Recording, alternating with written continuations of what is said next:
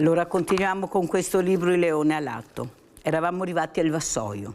Spunta un vassoio con una riga di calici e in mezzo una bottiglia subito stappata. Ah, prosecco di OCG. Ci piace molto trovarlo qui, fa anche rima. Eh sì, il Consorzio Produttori è sponsor della Mostra Internazionale del Cinema, qui a Lido di Venezia. A proposito di Prosecco, quei vigneti sulle colline UNESCO non sono così lontano da qui, vero? Sarebbe bello andare a visitarle. Stavolta non ci sarà tempo, ma speriamo in una prossima occasione. Certamente, dice il direttore dell'aeroporto. Anzi, aspetti, mi dia il tempo di verificare, semmai le faccio sapere. Vogliamo scendere a pranzo al nostro ristorante qui sotto? Prego, seguitemi, faccio strada. Che bello il ristorante. Perché ho parlato del ristorante? Perché vicino a me c'è Davide Benedetti con la sua mamma, Graziella, che è molto emozionata, ma non importa perché è bravissima. E d'altra parte doveva esserci, se no Mirella come fa? Parlare della mostra, io ci sono, fare la trasmissione se non ho le mamme, perché Davide è bravissimo, non c'è problema. Ma anche la mamma e il papà sono molto bravi.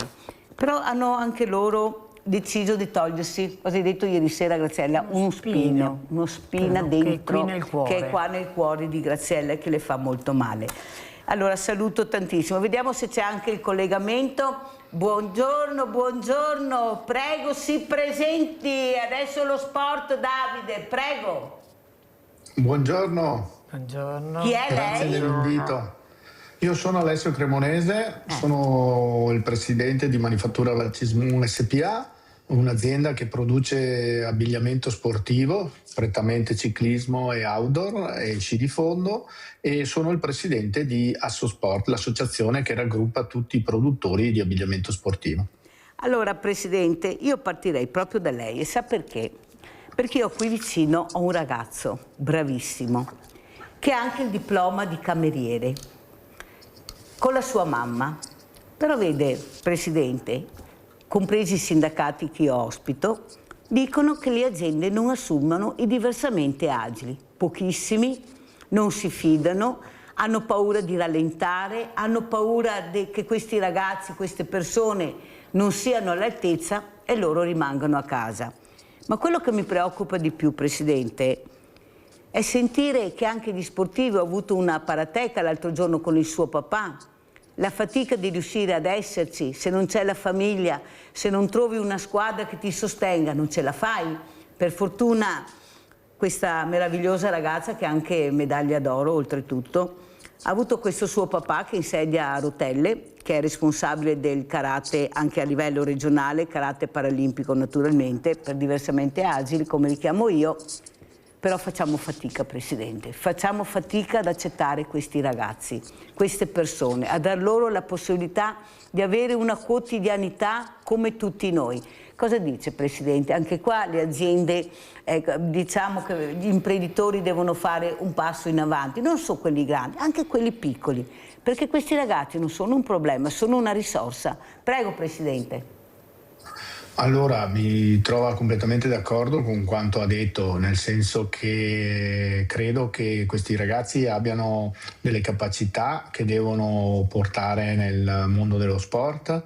Noi da quasi 15 anni supportiamo Obiettivo 3, ad esempio, che è la fondazione che è stata creata dal povero, perché è mancato poco tempo fa, Alex Zanardi, il quale aveva appunto questo obiettivo di portare 3 atleti paraolimpici alle Olimpiadi, quindi dare una possibilità proprio concreta, quindi dal punto di vista sia tecnico di allenamento, ma anche da un punto di vista economico, perché ricordiamo che tante volte gli strumenti che vengono utilizzati per praticare le discipline paraolimpiche sono strumenti molto costosi.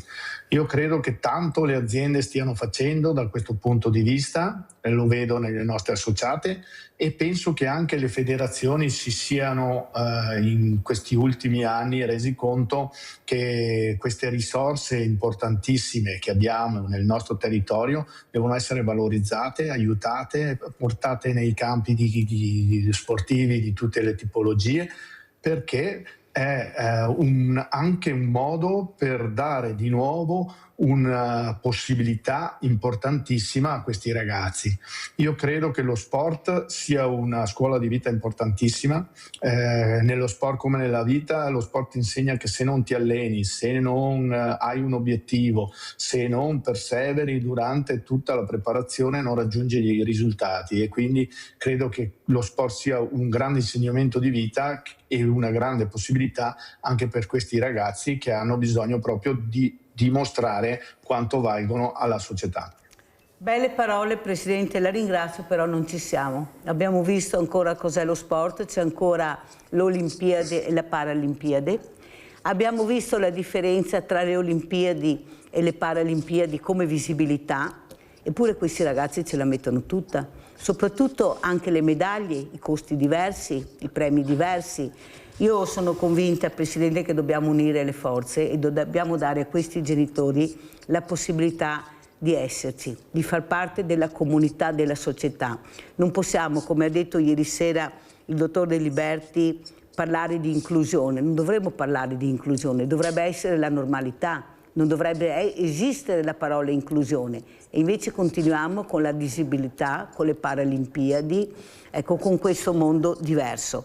Allora Davide, cosa vuoi dire? Ieri sera sei stato veramente premiato di più perché tutti ti applaudivano, ti dicevano che bravo, perché tu hai detto una cosa importante. Facciamo vedere anche le foto intanto che Davide parla di questa serata particolare. Allora, cosa è successo ieri sera, Davide?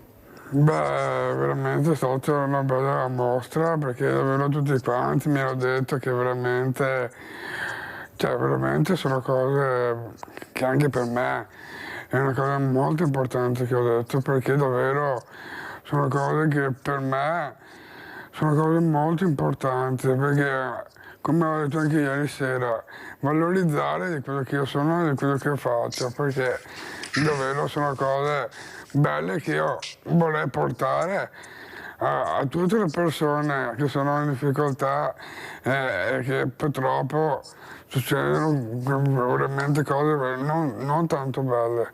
E vorrei che quello che io faccio e quello che ho detto anche ieri sera, di quello che io do e quello che sono e quello che faccio, perché è inutile che ci prendiamo in giro adesso, perché io sono una persona valida, non che una persona viene proprio buttata fuori. E quindi io do le mie capacità di quello che io sono e di quello che io do. Questa mostra, hai detto ieri sera, Davide, mi ha valorizzato, mi sento valorizzato con questa mostra. Perché ti senti valorizzato con questa mostra, Davide? Perché comunque io, con questa mostra, quello che mi ha fotografato Enrico è quello che io sono, è quello che anch'io esisto.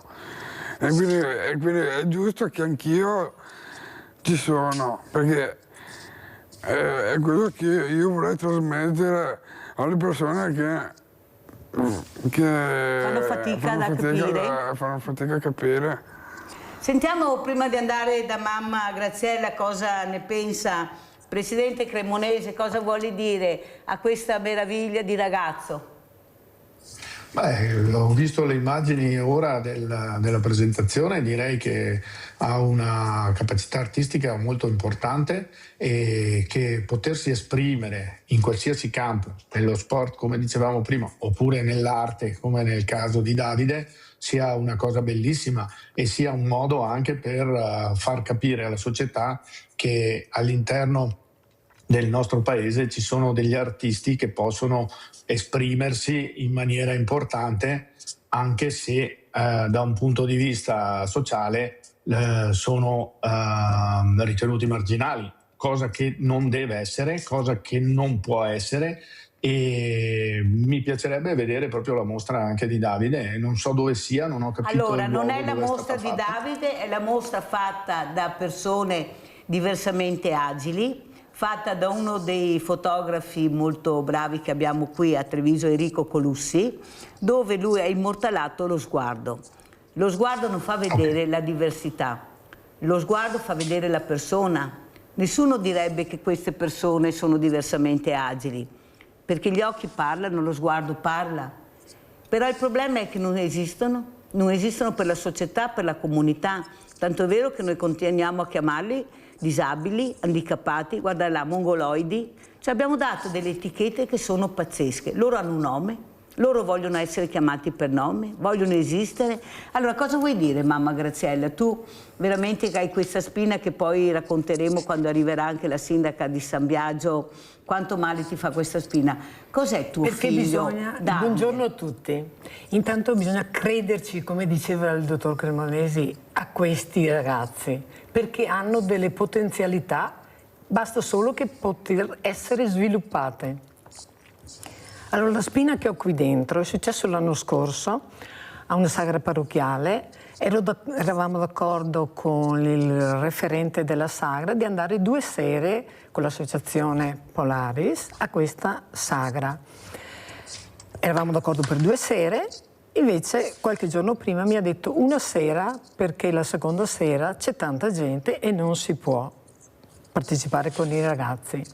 Andiamo lì quella sera, quindi ho dovuto, già contattato i genitori, 5 genitori con i ragazzi, a dire 3 giorni prima mi dispiace, non si può partecipare alla sagra. Allora spieghiamo che Davide ha la qualifica di cameriere intanto, Sì. spieghiamolo bene. Prego.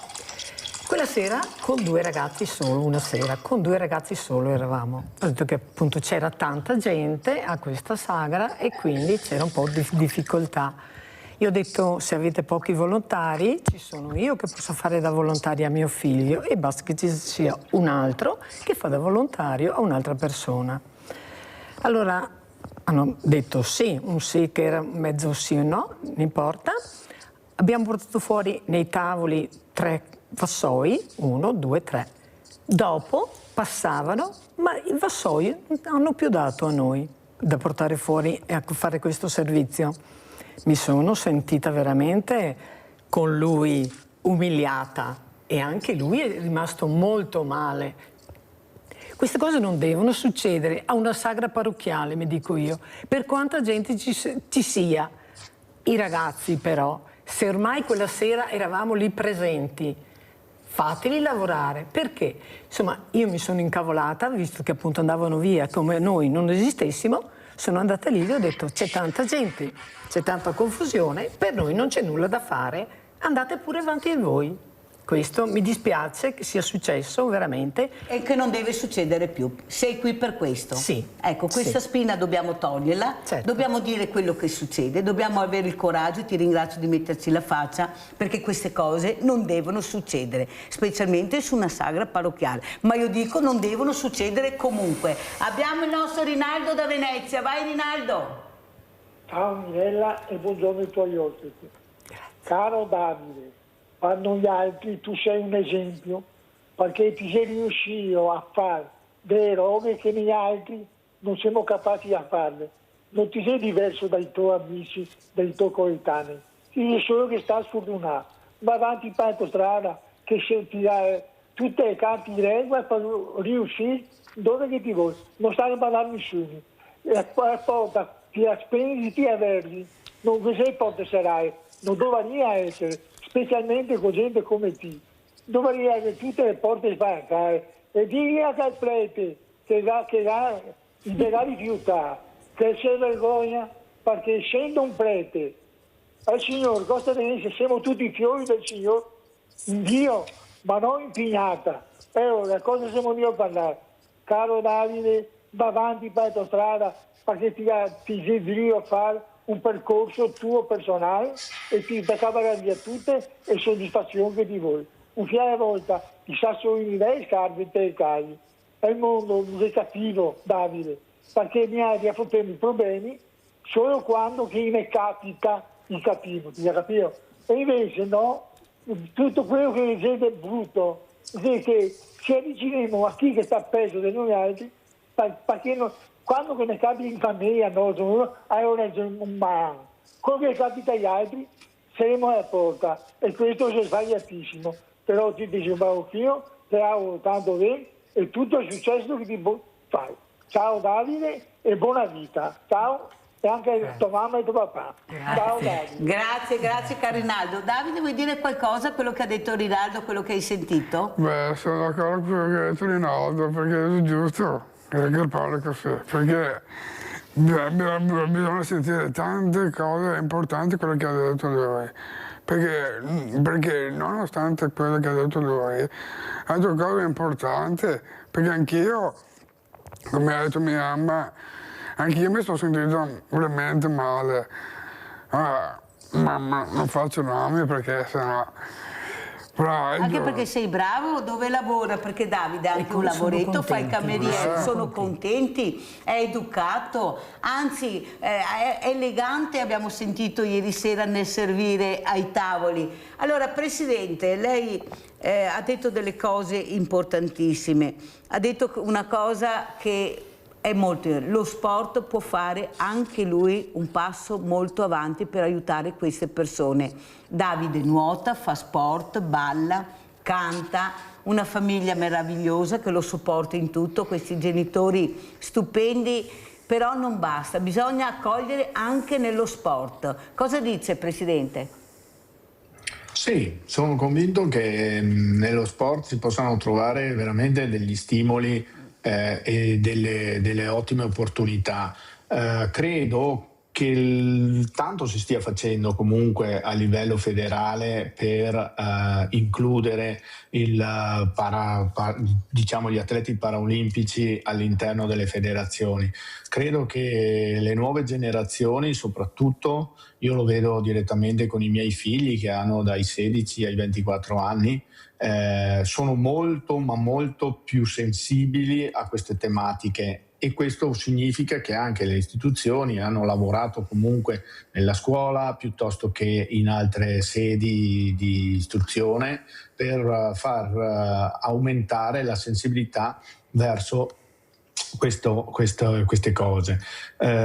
Lo sport per me a 360 gradi, come dicevo prima, aiuta ad esprimersi, come l'arte che abbiamo visto prima, è una sottoforma di arte a mio avviso, perché comunque ti cimenti con te stesso nella maggior parte delle occasioni, oppure ti cimenti con dei compagni che non puoi imbrogliare, che devi comunque aiutare, devi farti trovare sempre al momento giusto, ed è un insegnamento di vita importantissimo, perché le regole che hai nello sport sono alla fine, come dicevamo, le regole di vita. Cioè devi allenarti, devi arrivare preparato, devi arrivare al tuo orario, e quindi è proprio una scuola di vita. Credo che aiutare questi ragazzi a fare attività sportiva sia un obiettivo che tantissime delle nostre aziende hanno in questo momento, perché crediamo che sia veramente importante rendere lo sport inclusivo a 360 gradi. Adesso parliamo di abbigliamento. Com'è la situazione? Perché vorremmo capire anche cos'è il Made in Italy, questo Made in Italy che fa grande l'Italia nel mondo. Possono copiare quello come vogliono, però la creatività che abbiamo noi, Presidente, mi dispiace, possono solo copiare. Abbiamo i migliori designer nel mondo, siamo i migliori dappertutto. Il problema è che non ci vendiamo bene fino adesso, ecco, non sappiamo venderci, sappiamo creare e non sappiamo venderci, ma neanche qualcuno che dovrebbe fare questo lo ha fatto in tutti questi anni. Tanto è vero, guardate cosa è successo col Made in Italy, riesci a capire se è veramente Made in Italy, con tutte le etichette abbiamo sentito cosa è successo. Cos'è il Made in Italy per l'abbigliamento, specialmente l'abbigliamento sportivo, Presidente? Il Made in Italy sta diventando fondamentalmente un concetto, nel senso che è il design, la cultura, la tecnologia, l'esperienza che le nostre aziende hanno negli anni radicato nelle proprie fabbriche. Diciamo che noi come italiani, le nostre aziende associate, esportiamo in media l'80% all'estero, quindi anche il sapersi vendere, diciamo che riusciamo ad essere apprezzati quantomeno in tantissimi paesi, partendo dall'America piuttosto che tanti paesi del nord Europa e quant'altro. Dopo noi nel nostro settore sportivo viviamo molto anche di tecnologia, quindi capi estremamente tecnologici che al loro interno hanno una componente sicuramente fashion, perché devono essere belli e accattivanti, però hanno anche una componente molto molto tecnologica, quindi parliamo di tessuti con lavorazioni particolari, parliamo con trattamenti, parliamo di gallerie del vento nel mondo del ciclismo che noi frequentiamo, parliamo di temperature che possono partire, che cominci in una scalata a 30 gradi e arrivi in cima che nevica, quindi parliamo di capi che devono essere utilizzati in condizioni estreme per mettere gli atleti nelle migliori condizioni di fare quello che gli piace e la loro passione. Il Made in Italy, come dicevamo, purtroppo a volte è stato perso, nel senso che la concezione del prodotto è sicuramente italiana, tantissimi materiali, anzi il 95% dei materiali vengono prodotti in Italia, poi purtroppo c'è stata la delocalizzazione e quindi viene esportato la materia prima per poi rimportare il prodotto finito. Questo non vuol dire che non sia un Made in Italy, non è un Made in Italy ufficialmente, perché la legge dice che l'ultima sostanziale trasformazione, quindi assemblare un prodotto all'estero non lo rende Made in Italy, però credo che tantissime delle nostre aziende continuino a produrre, a lavorare in Italia, a produrre, a creare indotto in Italia, e il Made in Italy per me è la concezione di un capo fatto in maniera italiana, quindi bello, accattivante e soprattutto funzionale nel nostro caso, che non è il caso della moda. Senta Presidente, quanto può aiutarvi anche l'intelligenza artificiale in questo comparto? Noi stiamo lavorando, parlo della mia azienda in questo caso, per cercare di capire soprattutto l'intelligenza artificiale, perché ricordiamo che l'intelligenza artificiale è uno strumento sicuramente utilissimo, che creerà sicuramente dei fattori positivi all'interno delle nostre aziende, ma è anche uno strumento, tra virgolette, pericoloso, certo. Perché l'intelligenza artificiale, per quanto sia quasi simile all'essere umano, resta una macchina, quindi l'importante è fare le domande giuste, capire le fonti che vengono utilizzate dall'intelligenza artificiale e soprattutto cercare di avere sempre l'essere umano che filtra le risposte dell'intelligenza artificiale. Noi la utilizziamo ad esempio nel nostro sito e-commerce per le prime risposte banali che un cliente può fare, quindi ti toglie una parte di lavoro. Lo utilizziamo magari in alcune ricerche o quant'altro, però credo che la vera forza dell'intelligenza artificiale non sia ancora stata veramente utilizzata in maniera ottimale. Poi noi viviamo di manifattura, lo dice la parola stessa, manifattura fatto con le mani. Purtroppo l'intelligenza artificiale o qualsiasi altro mezzo meccanico non può sostituire l'uomo, e per fortuna noi siamo fieri di continuare a fare le cose con le mani e creare prodotti fatti dall'uomo. Chiarissimo Presidente, e la ringrazio. Io sono orgogliosa di questi artigiani che sono stati colpiti violentemente, ne abbiamo perso tantissimi purtroppo, perché qualcuno non ha capito che dovevano investire su questa creatività, sull'artigiano, e speriamo che rimangano quelli che sono rimasti, che qualcuno si decida a capire che è il valore aggiunto che ha l'Italia e il mondo dell'artigianato, e questo veramente fa molto male che qualcuno non l'abbia capito. Davide, cosa vuol dire per te fare sport? Quanto ti aiuta lo sport a inserirti in un contesto molto importante che è socializzare, avere amici, fare squadra? Sì. Intanto spieghiamo cosa fai tu di sport. Beh, io faccio basket, per esempio. Basket, poi? Poi faccio canto. Nuoto? No, ma no nuoto. Ah no, nuoto. No, perché vado in piscina con gli altri, ma non è che faccio molto nuoto.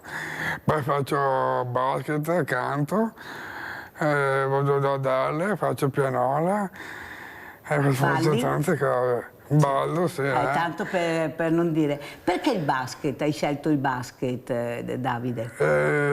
Mi piace perché così mi relaziono anche con le persone, ballo basket perché mi piace fare questo sport che ho sempre desiderato fare. sempre desiderato avere, quindi... Cosa vuol dire vedere tanti ragazzi assieme, socializzare, divertirsi assieme, giocare assieme per te? Quanto importante è socializzare? Beh, è importante, perché così passi il tempo, anche perché lo sport fa bene a me, fa bene anche agli altri. E quindi per me lo sport è una cosa più importante che ci possa fare, insomma, ecco. Perché anch'io, quando mi hanno detto di giocare a basket, io sono sempre pronto. E quindi il basket è una cosa più bella che tu puoi fare insieme con gli altri e poi interagire anche con gli altri. Interagire con gli altri. Mamma Graziella, quanto importante è accompagnare tuo figlio, voi ce la mettete tutta e di più, perché penso che non manchi niente di sicuro a Davide, però l'impegno è grande, però capite che il dopo di noi e il dopo di voi siete solo voi al momento. Tu hai detto chiaramente con altre mamme che abbiamo visto e sentito il servizio che abbiamo fatto all'inaugurazione a Treviso alla Loggia dei Cavalieri, ci sentiamo sole. Cosa vuoi dire questa mattina, Graziella, per far capire l'importanza invece di essere anche voi supportati da chi dovrebbe farlo e non essere sempre solo voi in prima linea per accompagnare questi ragazzi a fare qualsiasi cosa? Abbiamo bisogno, è quello che desideriamo tanto, noi mamme di ragazzi con fragilità, anche le istituzioni che capiscano che insieme possiamo aiutare loro, perché non siano emarginati, ma insieme l'inclusione che manca, questo. Se pensiamo a 50 anni fa è cambiato, però bisogna cambiare di più. La società è mista perché tutti abbiamo i nostri pregi e piccoli difetti, quindi e loro hanno le loro difficoltà, ma noi tutti che viviamo, anche noi ne abbiamo di difficoltà e allora la società è mista e quindi vanno aiutati e considerare loro come persone e dopo viene la fragilità, ma prima sono persone. Giusy da Dosson, vai Giusy. Gli ospiti. Allora Davide, anche se tu hai il diploma di cameriere, va bene dai, impara l'arte e metti da parte, però io ti vedrei con quella grinta che ti ritrovi a fare giornalista sportivo. Tu sei adatto per fare quel mestiere là, Davide, non ti perdi su niente, hai sempre le parole pronte che io sai, prima che me ne arrivi uno devo aspettare, ma tu sei in gamba, Davide. Non devi abbatterti, ma se non ti vogliono fare il cameriere vai in qualche altra parte. Anzi, lancio un appello, se qualcuno mi sta ascoltando, date una mano a questo ragazzo perché è intelligente e vede avanti le cose. Non è uno che devi dirle 3 volte la stessa cosa. Lui è fatto così, vi ringrazio. Grazie Giusy, vuoi dire qualcosa Giusy? Beh, io la ringrazio perché davvero, veramente sono contento per quello che ha detto. Faresti il giornalista sportivo? Beh, magari vediamo, se ho qualche mezza idea, magari penso sì, vediamo. Bisogna impegnarsi tanto, Davide. Bisogna impegnarsi, cosa dici Graziella? Bisogna impegnarsi tanto, Davide. Ma lui si impegna, se crede una cosa lui si impegna, è bravo. Allora andiamo a vedere questa mostra, andiamo adesso a Padova dove è stata allestita questa mostra che è itinerante, siamo già stati su 8-10 comuni ormai tra Salgareda, che adesso è a San Biagio, sabato inizierà anche a Salgareda, sarà una mostra itinerante, poi andremo a Venezia, toccheremo i vari alberghi più importanti, andiamo a sentire questa mostra a Padova, così anche il Presidente riesce a capire, Alessio Cremonesi, l'importanza di questa mostra e di queste parole e l'aiuto che devono dare anche gli imprenditori a queste persone. Io ci sono, noi esistiamo, meritiamo di essere visti, abbiamo gli stessi diritti degli altri, abbiamo la stessa voglia di stare insieme agli altri che hanno gli altri. È vero che Ryan, lui, le altre persone esposte hanno delle difficoltà, indubbiamente sì, però rimangono bambini, adolescenti adulti come tutti gli altri. Persone, non la loro malattia o la loro diagnosi, volti, vite, quelle degli 11 bambini, adolescenti, giovani e adulti, protagonisti di Io ci sono, la mostra fotografica itinerante con ritratti di Enrico Colussi che fino al 10 maggio sarà ospitata al Centro Culturale San Gaetano di Padova. Giulia Rossetto è la mamma di Ryan. Nel suo piccolo è famosa perché lo scorso settembre ha lanciato un invito diventato virale e centinaia di persone sono arrivate alla festa per i 10 anni di suo figlio. Del progetto fa parte anche la famiglia di Marcello, papà di Sebastiano.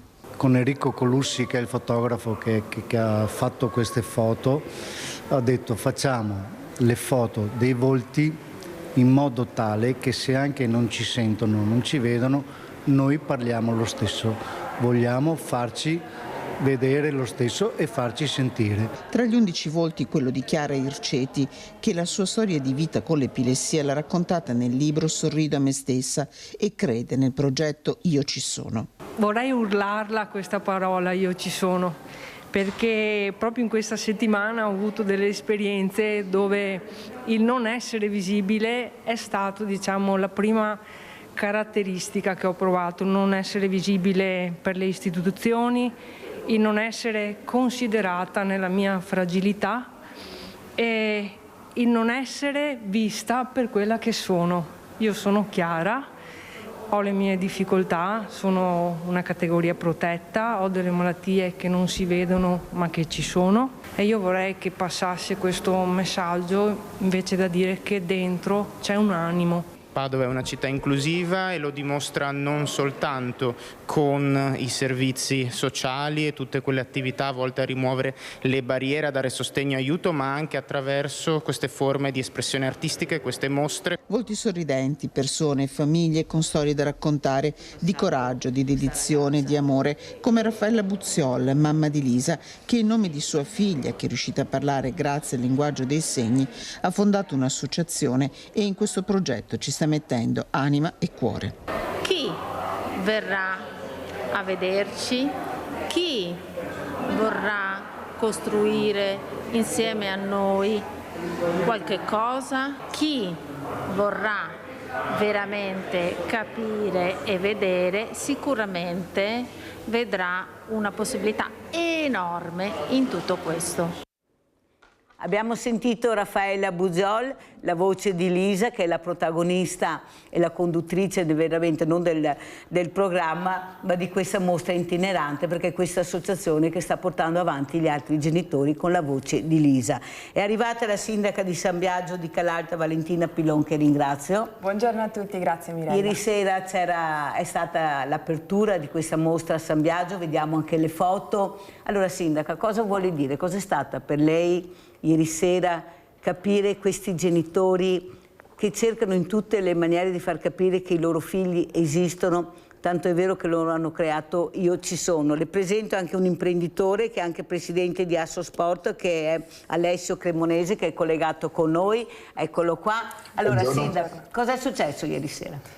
Ieri c'è stato un bellissimo momento, molto significativo, molto emozionante, perché al di là delle esposizioni delle foto che parlano da sole, perché questi volti trasmettono veramente molta emozione e molta anche di quello che uno ha dentro, molta intimità e molta voglia di dire io ci sono. Il momento più bello è stato proprio il racconto, il dialogo che c'è stato tra i protagonisti delle foto e le loro famiglie. Continuiamo a scoprire storie, continuiamo a scoprire delle famiglie che danno tanta forza a questi ragazzi e la danno a questa società che deve fare ancora di più.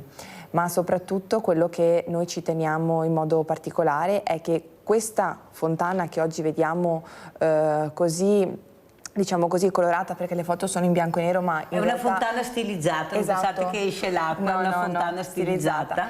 Esprimono tantissimi colori, esprimono tantissime emozioni e quindi speriamo che tutti quelli che sono di passaggio e tutti quelli che hanno voglia di fermarsi riescano ad andare nel profondo e a capire cosa c'è dietro a tutte queste storie. Storie importanti, storie di tutte le età, quindi giovani, meno giovani, ognuno a modo proprio, ognuno con la propria unicità. E proprio ieri si parlava di voler insomma un po' eliminare questa parola disabilità e anche inclusione, perché se parliamo di inclusione vuol dire che allo stato attuale qualcuno è escluso. Invece noi dobbiamo riuscire a coniugare le nostre diversità all'interno di un unico grande concetto, quindi noi in primis di lavorare per il bene comune e in secondo luogo riuscire a far sì che una comunità si aiuti, che quindi parta dalle istituzioni, parta dalle associazioni di volontariato e parta anche dal mondo dell'imprenditoria. Noi nel nostro piccolo stiamo cercando anche di dare l'esempio, noi nel comune di San Biagio Callalta stiamo ospitando con il servizio civile una ragazza che in questo momento ha delle difficoltà motorie, che quindi sta facendo questa esperienza. Lei è molto forte e determinata, lo vediamo anche dai suoi brillanti risultati sportivi perché pratica la danza paraolimpica, è appena stata ai campionati mondiali, ecco, quindi sono degli esempi che noi vogliamo trasmettere perché si può fare, si deve fare e ci sono le opportunità per tutti, basta poterle dare e sicuramente saranno colte, perché io credo che loro abbiano tantissima voglia di esserci e di dimostrare tutte le loro capacità, perché lo abbiamo visto ieri sera anche con Davide, sono veramente tantissime. Sono rimasta veramente colpita anche dai racconti, dalla precisione, dalla sensibilità con cui si apprestano ad affrontare determinate mansioni e anche poi da quelle che sono tutte le loro passioni collaterali, perché ieri ci siamo anche divertiti cantando. Quindi è bellissimo come anche l'arte possa essere un veicolo assieme allo sport di mettere assieme persone diverse all'interno di un unico grande cappello, che è quello del voler stare insieme e divertirsi. Abbiamo in linea Raffaella, un'altra mamma. Vai Raffaella. Buongiorno Mirella, buongiorno Sindaco. Sono Raffaella, la mamma di Lisa. E intanto volevo dire grazie per l'accoglienza dell'evento di ieri che ci ha emozionato come sempre. Come territorio avete dato un segnale forte di risposta. Io ci sono perché prima di tutto è stata Mirella a dire io ci sono e credo in questa idea di, come ha ben detto lei, togliere la parola inclusione, perché non includo, non metto dentro una persona all'interno, ma la persona c'è e c'è in ogni momento. Ringrazio il fotografo perché in un attimo ha saputo cogliere il viso e ci crede fortemente a dire ricordatevi che loro ci sono e sono soprattutto persone che hanno delle emozioni, persone che cercano di essere per e con il territorio. Noi ci stiamo rivolgendo a tutto il territorio e anche e soprattutto agli uffici, alle autorità, ai sindaci, perché sono le prime persone che il cittadino incontra quando esce dalla porta, qualsiasi persona quando esce va in un territorio.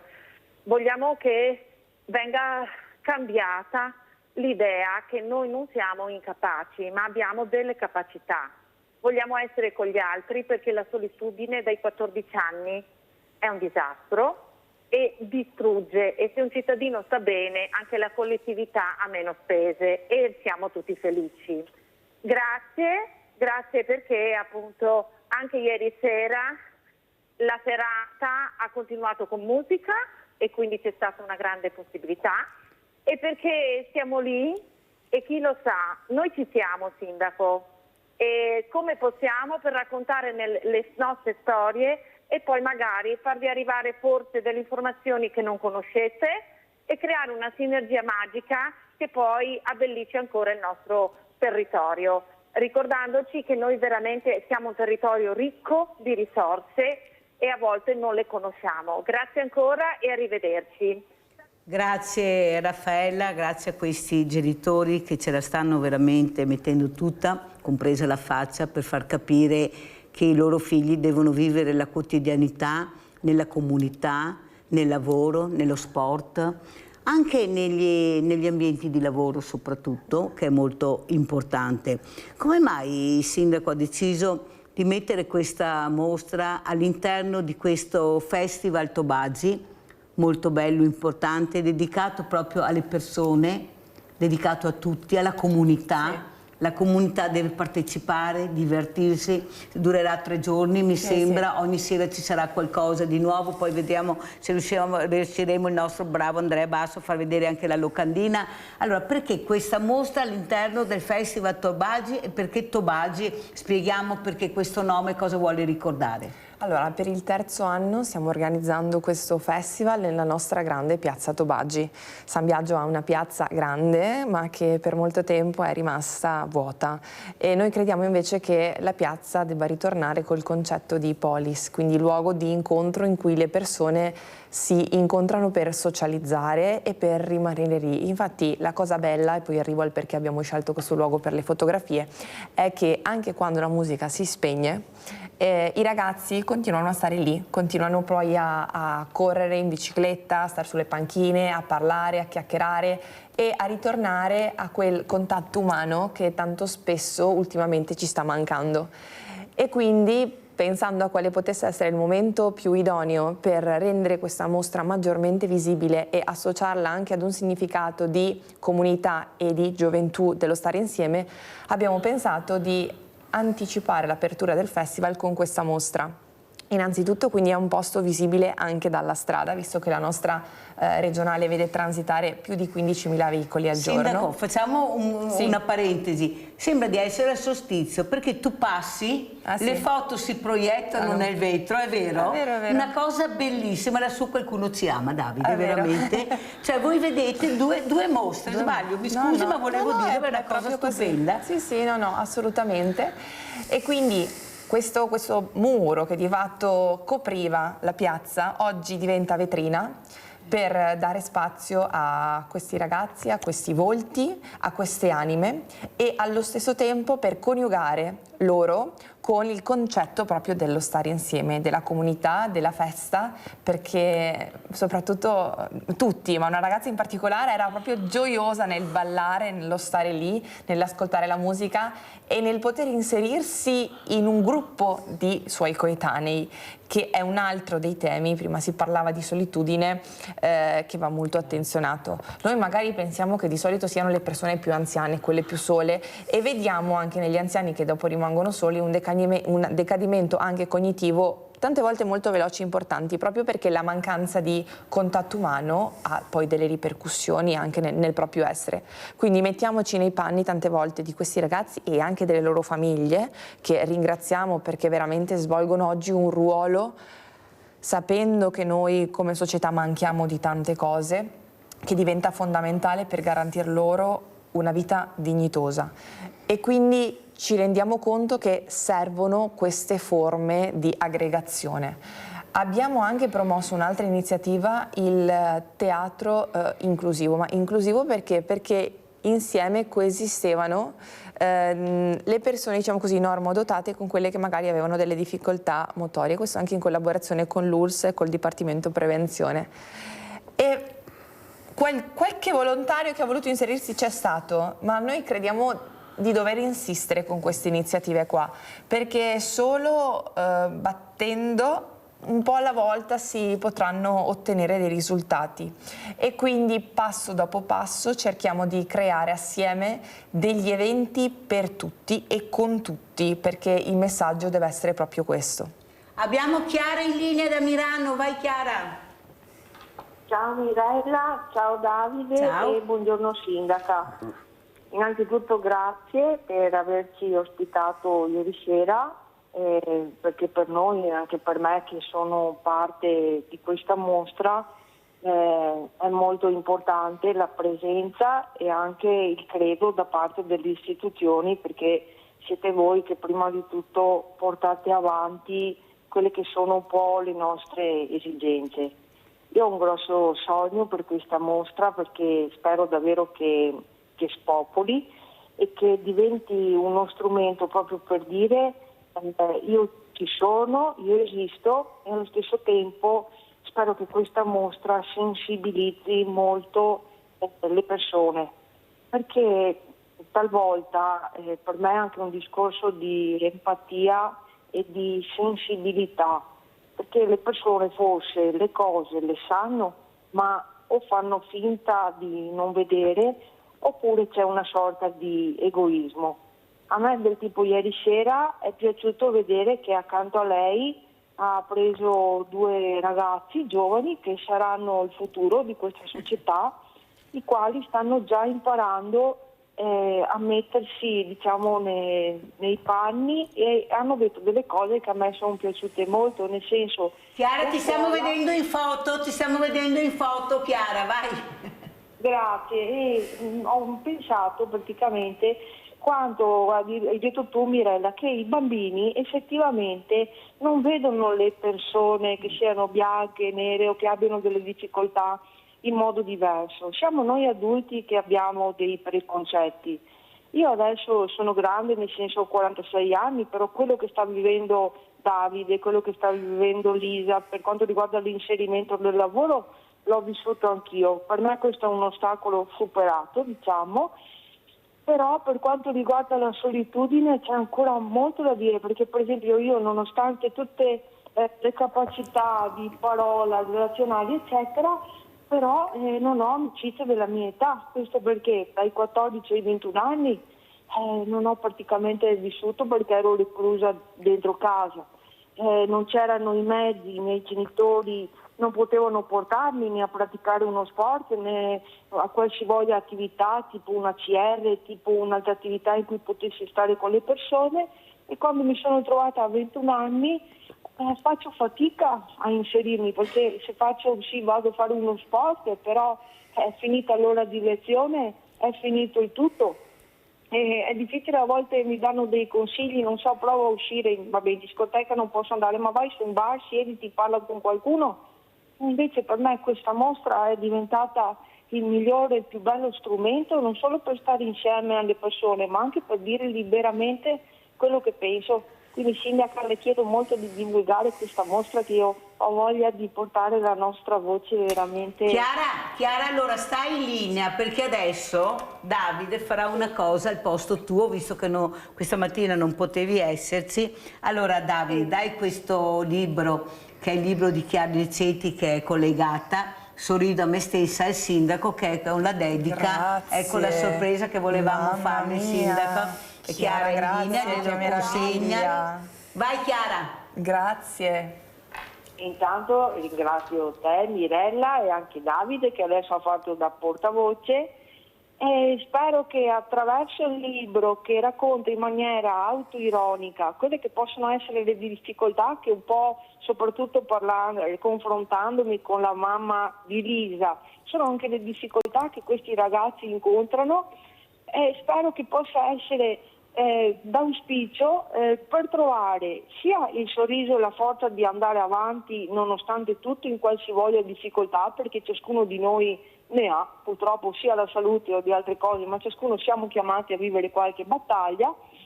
E poi io mi auspico che anche questo libro possa passare di mano in mano, che venga letto da più persone possibili, perché io ho voglia di andare avanti, ho voglia di sorridere, però ho bisogno anche del vostro aiuto. E noi sorridiamo a noi stessi, perché abbiamo sentito Chiara. Sentiamo, Sindaca, cosa vuole dire prima che chiudiamo con Chiara e poi andiamo in pubblicità? Chiara ieri è stata straordinaria perché ha raccontato con il cuore la sua storia, e queste testimonianze sono quelle che ci arricchiscono e che fanno capire anche a chi amministra le difficoltà che loro quotidianamente incontrano e quanto tante volte pregiudizio ancora ci sia, un pregiudizio che dobbiamo assolutamente lavorare insieme per eliminare. Grazie Chiara per questo straordinario regalo, un libro bellissimo che leggerò con molto piacere e dal titolo molto significativo, Sorrido a me stessa. messa. Poi tu, Chiara, sei una persona estremamente sorridente e quindi questa positività e questa tua energia ci ha trascinato ieri e ci dà ancora di più ogni giorno la forza per renderci conto di quanto siamo fortunati e di quanto la nostra fortuna di poter essere in forze debba essere messa a disposizione degli altri. E grazie anche, Chiara, per aver colto quel bellissimo passaggio assieme ai 2 ragazzi del Consiglio Comunale dei Ragazzi e delle Ragazze che ieri erano con noi.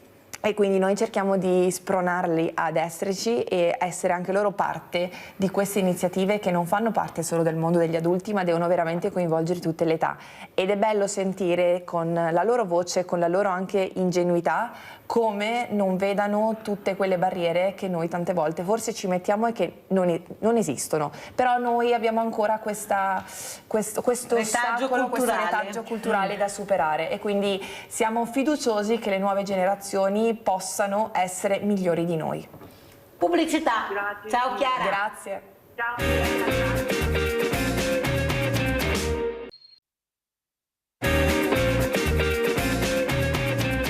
E siamo con Valentina Pilon, sindaco di San Biagio di Calalta, assieme a Davide Benedetti, che è anche diploma di cameriere e non solo, assieme ad Alessio Cremonese, che oltre ad un imprenditore è anche presidente di Asso Sport.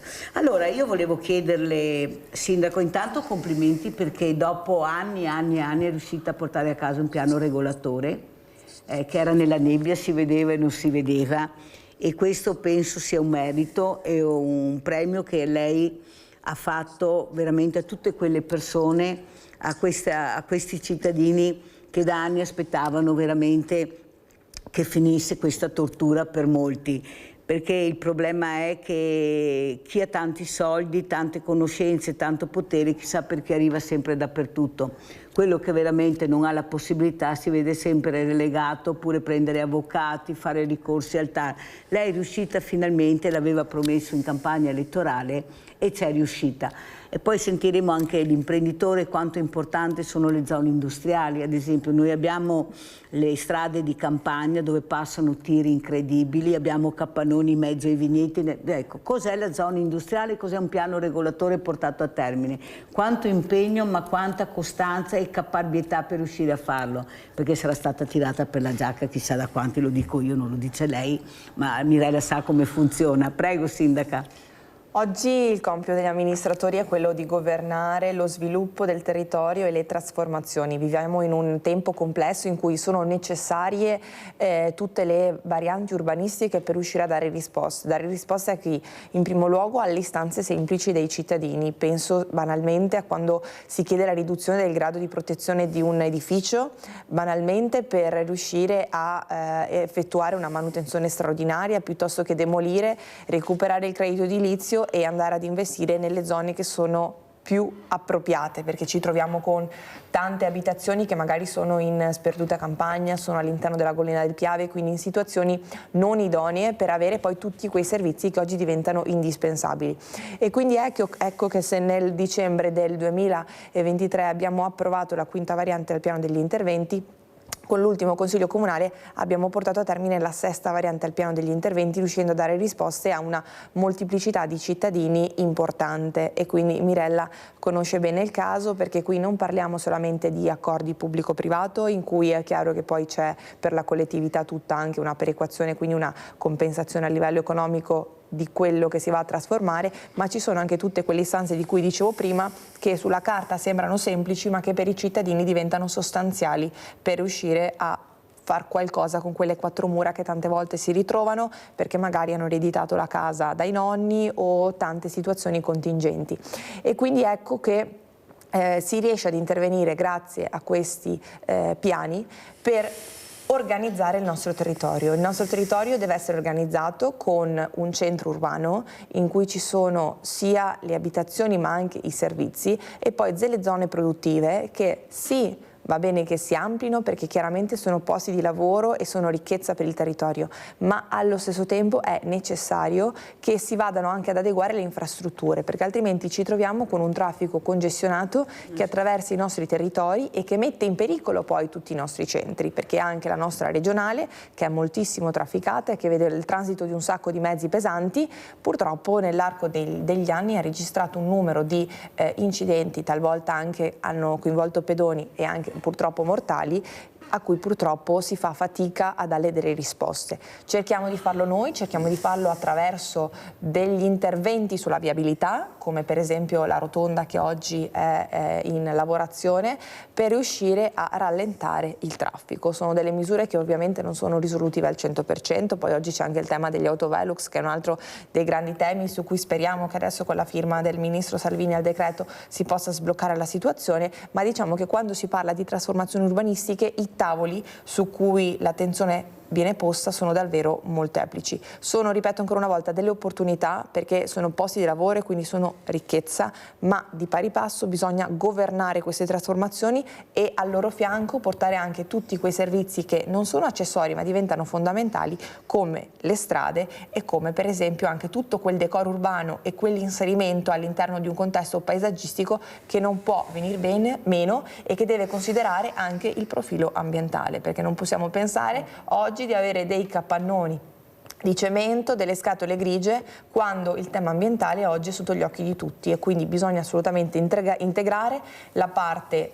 verde, alberi, piuttosto che zone che riescano in qualche modo, lo vediamo anche in questi giorni, l'asfalto che dalle temperature nostre percepite di 35-40 gradi, l'asfalto ha una temperatura che è molto più alta, non dico quasi il doppio, quindi quelle zone verdi diventano delle boccate d'ossigeno e quelle zone che vanno poi anche a raffrescare tutto il contesto, quindi dobbiamo porre molta attenzione al tema del verde. Allora, quello che chiedo invece al Presidente Cremonese, sia come imprenditore ma anche come Presidente di Assosport, cosa chiederebbe adesso a questa sindaca questa mattina, come ho parlato di piani regolatori, allora cosa chiederebbe ai sindaci, alla politica come imprenditore? Lei non lo sa ma glielo dico io, la nostra sindaca è una pattinatrice. La prima cosa ha cercato di investire anche nello sport, ha fatto tante cose. Ecco, le due facce di Alessio Cremonese, sia come imprenditore che come presidente di Assosport. Prego Cremonese. Ma io ai sindaci in generale, non alla sindaca che saluto, chiederei di aiutare le scuole soprattutto per creare dei luoghi dove praticare lo sport, perché purtroppo in Italia tantissime scuole sono senza palestra o sono senza comunque dei luoghi dove poter praticare lo sport. Noi abbiamo un esempio proprio dove siamo, che c'è la scuola media superiore a indirizzo sportivo, quindi tutti i pomeriggi fanno sport, noi la supportiamo da un punto di vista tecnico, quindi con l'abbigliamento, e da un punto di vista anche economico per aiutarli ad avere questi istruttori, diciamo, di varie discipline. Credo che l'Italia sia un po' indietro se guardiamo le classifiche da un punto di vista di infrastrutture sportive. Il nord Europa logicamente è molto più avanti, noi non siamo messi male, ma soprattutto anche nella parte sud del paese diciamo che le infrastrutture sportive mancano. Notiamo anche con una recente relazione, abbiamo notato che c'è un abbandono dello sport che va dai 12 ai 15 anni veramente importante, e questo non deve succedere, perché comunque fare sport ti tiene lontano dai bar, ti tiene lontano dalle brutte compagnie, perché se il giorno dopo devi uscire in bicicletta o devi andare a fare una camminata sei sicuramente più propenso a non perderti in serate non considerate non così corrette, e quindi credo che la valenza dello sport, soprattutto per gli amministratori, debba essere un po' maggiore. Ecco, se è una pattinatrice, ha praticato sport a livello agonistico, sicuramente sa di cosa sto parlando, sa quanto è importante la disciplina nello sport e sicuramente starà facendo quanto nei suoi poteri per risolvere nel suo comune queste problematiche. Però io facevo in termini generali questa discussione proprio per incentivare le amministrazioni a non pensare che lo sport sia un qualcosa che viene dopo, ma è comunque uno stile di vita concreto per i nostri ragazzi, per i nostri giovani. Sindaca, come commenta le parole di Cremonese? Ma io non posso che condividere le parole che ho appena ascoltato. Ho avuto l'opportunità, grazie al pattinaggio, di girare l'Europa ma anche il mondo e di vedere, come evidenziava prima, come gli altri paesi siano molto più avanti di noi. Ci sono delle strutture incredibili, ci sono degli spazi per fare sport che in Italia ancora non abbiamo. Noi, è vero, nel nostro piccolo cerchiamo ogni giorno di investire dal campo da calcio, piuttosto che nella pista d'atletica, piuttosto che nel cercare di trovare le risorse per un nuovo palazzetto, perché nonostante noi comunque abbiamo diverse strutture sportive nel nostro territorio, e non sono mai abbastanza. Abbiamo tantissime realtà locali che fanno volontariato, perché chi oggi decide di creare un'associazione sportiva, anche se a livello statale con la riforma dello sport è successo di tutto e tante associazioni magari sono andate in crisi, ma di fatto tra presidenti, tra dirigenti e tra allenatori, al di là del calcio, parlo degli sport che appunto non appartengono al mondo calcistico, e poi vediamo anche a livello di vertici cosa è successo, però veramente dedicano tanto tempo e lo fanno solo perché sono motivati e sono appassionati e credono fortemente nei valori e nella disciplina che lo sport riesce a dare a questi ragazzi. È uno degli strumenti più potenti, io credo, per le nostre generazioni. E il tema dell'abbandono sportivo è un tema che deve farci riflettere, perché tante volte oggi già alle scuole medie sentiamo di ragazzini che prediligono la palestra allo sport, ma fare palestra non significa fare uno sport, perché lo sport non è semplicemente tenersi in forma, ma è fare parte di un gruppo, è condividere il sacrificio, è porsi un obiettivo e fare di tutto per raggiungerlo, ed anche saper accettare ed affrontare le sconfitte, perché nello sport come nella vita si vince e si perde, tanti sono gli ostacoli, però se questi ostacoli non impariamo anche da giovani a riuscire ad accettarli e un po' alla volta a superarli, perché ognuno di noi è diverso, ognuno di noi ci impiega più o meno tempo per raggiungere dei target, e ognuno di noi deve accettare anche di essere diverso da qualcun altro, non andare in crisi quando il mio compagno di squadra riesce a fare canestro più volte di me, o quando per esempio ha anche delle doti fisiche naturali che io sono diverso e non ho. E quindi imparare ad accettare la propria unicità e capire che per raggiungere determinati obiettivi ognuno ha i propri tempi è una delle cose che in questa società credo che dobbiamo di più premere sull'acceleratore. Perché? Perché oggi viviamo in un mondo in cui dobbiamo sempre vincere, dobbiamo far vedere che siamo forti e dobbiamo far vedere che siamo infallibili. Invece dobbiamo un po' snaturare questa idea di mondo perfetto, di perfezione, che anche i social ogni giorno cercano di farci entrare in testa, e invece tornare un po' di più alle cose più semplici, alle cose naturali.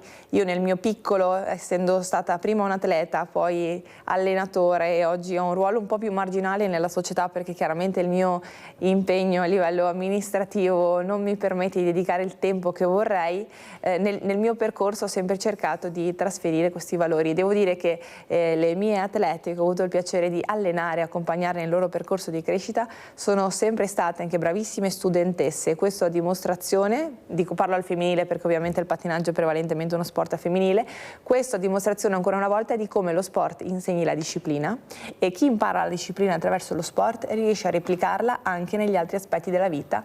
Quindi uno tra questi lo studio, e poi quando diventeranno più grandi sicuramente il mondo del lavoro.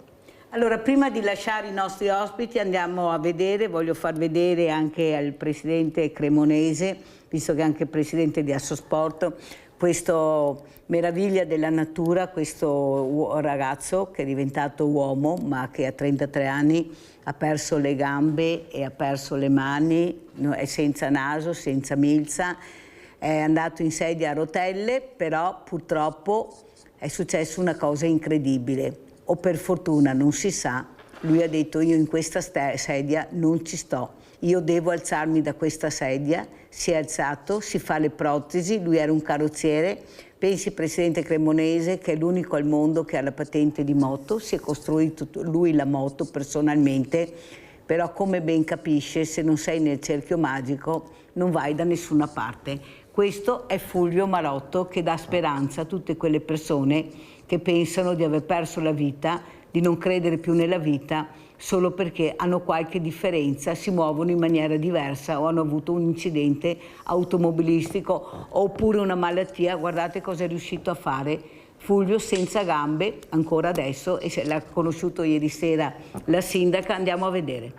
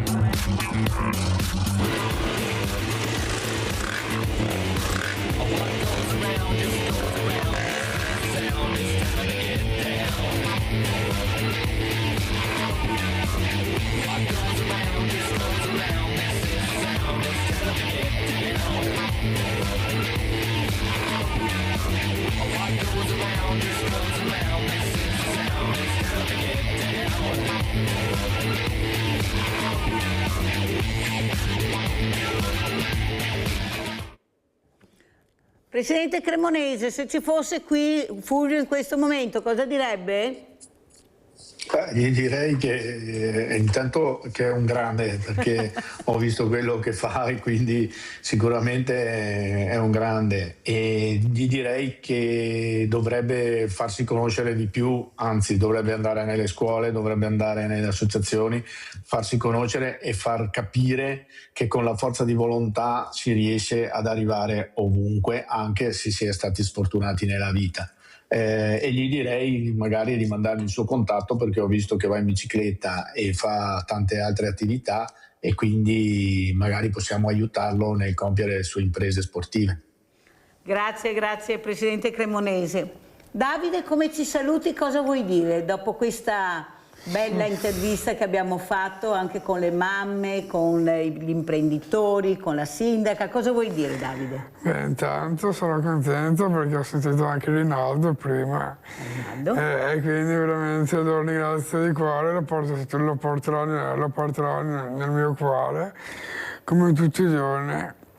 Dopo ringrazio anche mia ama che è intervenuta questa mattinata.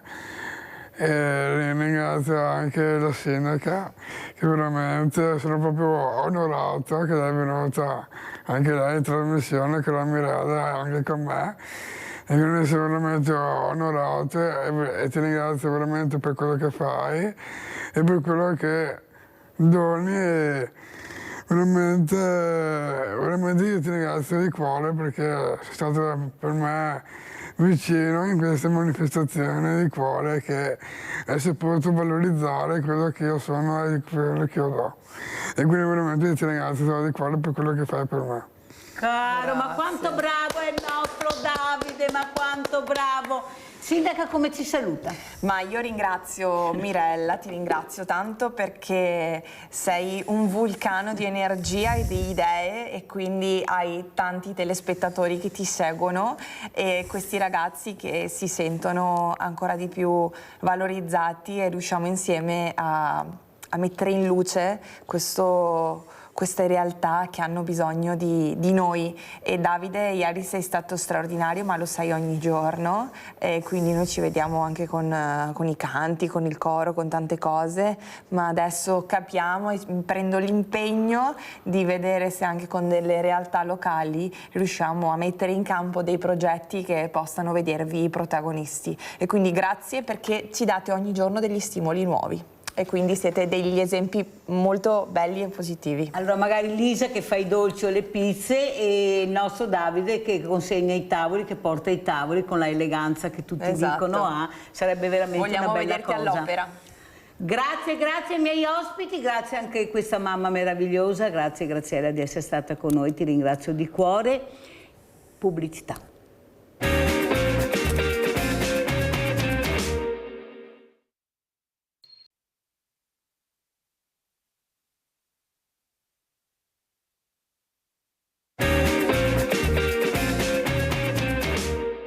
L'insegnamento più grande è di andare avanti sempre, malgrado le difficoltà, malgrado tutto quanto. L'importante è avere un sorriso e dai che femo. Dai che femo. Ah sì, anche quando organizzava la festa dei trattori ci metteva tanto impegno perché non sì. dormiva la notte. Insomma, si meritava tanto e forse era troppo buono per stare qua con noi. Strette in un abbraccio a colmare quel vuoto troppo difficile da riempire, Claudia e la figlia Monica non riescono a trattenere le lacrime nel parlare del loro Stefano Tonin, morto tragicamente a 57 anni, 58 il prossimo dicembre, per un malore mentre era a lavoro in un cantiere a San Martino di Lupari, nel Padovano. Il dolore è troppo, i ricordi ora sono l'unica chiave per tenerlo ancora tra loro, in via Palù, a Castelmigno di Resana, nel Trevigiano. E allora ecco che mamma e figlia si mettono a sfogliare quell'album di ricordi preparato con tanto amore da Monica, per il 50° compleanno di papà, e subito spunta un sorriso, un tuffo nel passato che ora diventa ossigeno. L'incontro tra Claudia e Stefano alla Sagra di Paese, la passione per moto e trattori, il matrimonio a Venezia nel 1998, proprio l'1 agosto sarebbe stato il loro 28° anniversario, e poi l'immensa gioia dell'arrivo di Monica nel 2005. Ha fatto sempre del bene. Poi l'anno scorso che aveva perso suo papà era... sì, si era un po' buttato giù, difatti, però ha detto bisogna sempre andare avanti col sorriso, come faceva suo papà. E allora... Proprio quel sorriso che si è spento nel cantiere di via Meucci, Stefano, secondo le prime ricostruzioni, aveva da poco finito di effettuare degli scavi sul manto stradale per conto della ditta Costruzioni Generali Postumia di Castelfranco Veneto. Mentre si stava cambiando per tornare a casa, ha accusato il malore. Inutili tentativi di rianimazione da parte dei sanitari che l'hanno trasportato all'ospedale di Cittadella, dove però il 57enne è deceduto. Lo Spisa, allora, indaga per chiarire se l'orario di lavoro rientri o meno nell'ordinanza regionale firmata negli scorsi giorni dal presidente Alberto Stefani, ordinanza che vieta di lavorare all'aperto proprio nelle ore più calde della giornata. Resta da capire quindi se il caldo torrido sia una delle cause della morte. Ad intervenire sul caso anche ETRA, che smentisce le prime indicazioni secondo cui Tonin fosse impegnato a lavorare per la Multiutility. Il più sentito cordoglio per la morte del lavoratore ieri a San Martino di Lupari e la propria vicinanza alla famiglia. Ma ritiene opportuno precisare che quel cantiere è relativo a un'utilizzazione privata e non è gestito da ETRA stessa.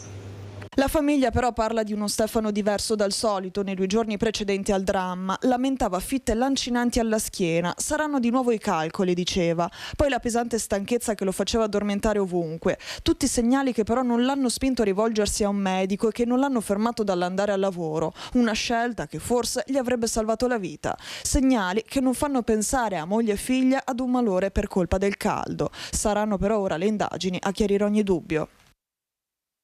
Essere in questi momenti difficili, essere vicini alla famiglia, ma comunque ricordarsi sempre di Stefano perché ha lasciato un segno. E Stefano Tonin l'ha lasciato e come il segno nella comunità di Resana e Castelminio, pilastro fondante da 17 anni della Festa de Apoenta, evento noto anche per il tractor pooling, le gare di trattori modificati, vera passione del 57enne, di cui era responsabile. Noi lo ricordiamo anche soprattutto come volontario nella sagra della Apoenta di Castelminio, volontario e fondatore, promotore, anima direi del gruppo Power Pooling, che praticamente è un gruppo che organizza ogni anno una gara tra trattori, il tractor pooling, che richiama migliaia di persone a Castelminio, quindi a settembre doveva esserci la prossima, speriamo ci sarà la prossima edizione, anche per ricordare Stefano, perché Stefano ci teneva tantissimo a questa cosa. Ci eravamo trovati anche settimana scorsa, così ci abbiamo già detto guarda, dobbiamo trovarci a giorni per organizzare, per vedere le varie autorizzazioni, permessi, dove fare, come fare. Lui ci teneva tanto. Un lavoratore instancabile, sempre pronto a tendere la mano al prossimo, così come ce lo descrive chiunque abbia percorso anche solo un piccolo tratto di vita insieme a lui, come nel 2023 quando ci fu l'alluvione in Emilia-Romagna. Stefano non ci pensò due volte, partì subito assieme ad un gruppo di amici per aiutare quelle persone in difficoltà. Era fatto così, metteva gli altri davanti a se stesso. Era impossibile sapere una notizia del genere, ecco. Comunque è un gran trascinatore, mai domo da lavorare. Sarà difficile sostituirlo adesso. Esatto. Racchiusi nel suo capannone in via Palù a Castelminio i suoi oggetti più preziosi, tra cui il suo storico trattore delle gare del tractor pooling, con inciso anche il nome di papà Orazio, mancato lo scorso anno. All'entrata ancora il tavolo dove beveva il caffè con gli amici, quegli stessi amici impressi nelle foto alle pareti. Immagini che parlano di ricordi felici, indelebili, nelle memorie di chi lo ha conosciuto. Lui era sempre pronto, quando dovevamo organizzare la festa della classe lui era sempre il primo, tu fai, facciamo, era sempre molto disponibile. Abbiamo perso una persona importante per Castelminio. Se la motivazione è quella del caldo, ecco, è una tragedia che deve far pensare. Spiace perché Stefano effettivamente era una persona che viveva nel cuore del paese, attivo in tutte le manifestazioni, soprattutto quelle di carattere popolare, una persona estremamente disponibile. Ecco, sono quelle tragedie appunto che fanno male a un territorio intero, a una comunità. L'ondata di calore che da una settimana sta colpendo il nostro paese e gran parte dell'Europa, nei prossimi 3 giorni potrebbe mettere a rischio la salute di 1,5 milioni di lavoratori e lavoratrici in Italia. A diffondere il dato è stata proprio la CGIL, emerso da un'analisi condotta insieme a Greenpeace Italia. CGIL che dopo la tragedia di San Martino di Lupari, con la morte di Stefano Tonin, stroncato da un malore al termine del suo turno di lavoro all'interno di un cantiere idrico, chiede maggiori tutele per i lavoratori che sono esposti al caldo. Il caldo arriva ogni anno, quindi non possiamo farci trovare non pronti a questa evenienza. E c'è un'ordinanza qui nel Veneto che è uscita proprio pochi giorni fa, impedisce di lavorare dalle 12:30 alle 16 e questo bisogna che venga rispettato da tutte le imprese. Ricordiamo inoltre che c'è la possibilità della cassa integrazione per eccessivo caldo. Quando si toccano i 35 gradi, ma non solo di segnalati, ma anche di percepiti, quindi determinate lavorazioni con determinata umidità, si deve fermare il lavoro. La giornata più dura per chi lavora all'esterno è prevista sabato, dove l'allerta è segnalata in tutte le province d'Italia, ad eccezione di Aosta, Campobasso, L'Aquila e Potenza. Il caldo estremo, dicono i sindacati, non è più un'eccezione, ma una conseguenza della crisi climatica. Purtroppo l'ordinanza fa anche una discussione sui tipi di lavoratori o sull'esclusione del rispetto della stessa legata a dei lavoratori. Non lo fa sui lavoratori, ma lo fa sulla tipologia del lavoro che devono fare. Pertanto, se tu mi escludi tutto il settore della logistica, tutto il settore magari delle opere pubbliche, di conseguenza io che cosa faccio? Creo quella condizione che a quel lavoratore che si trova in quella tipologia di esclusione di tutela lo metto a rischio. Allora, come avete visto, ho voluto iniziare questa seconda parte. Stiamo aspettando gli ospiti perché ci sarà una grande sorpresa per voi. Vedrete cosa succederà dopo, ma sono un po' in ritardo. Quello che volevo intanto capire è stringerci al cordoglio intanto di queste famiglie che hanno perso i loro cari in questi giorni. I morti sul lavoro sono veramente tanti, troppi.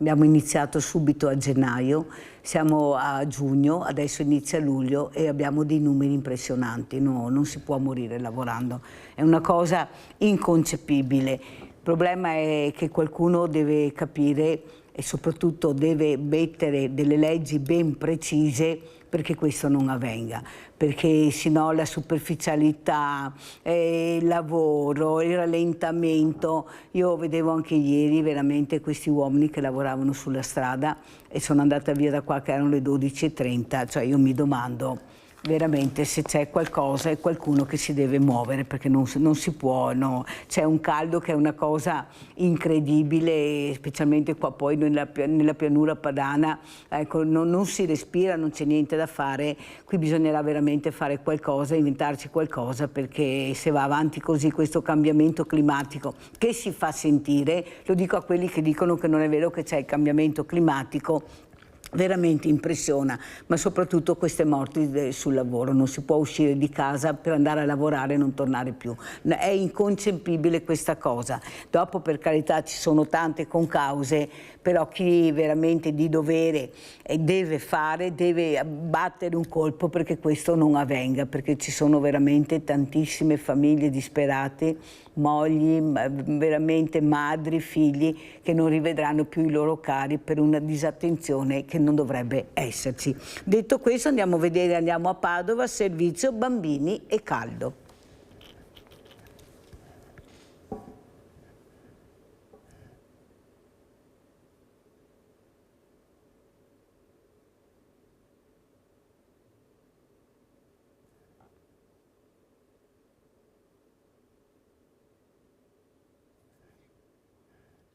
Adesso dovrebbe partire il servizio, siamo sempre a Padova.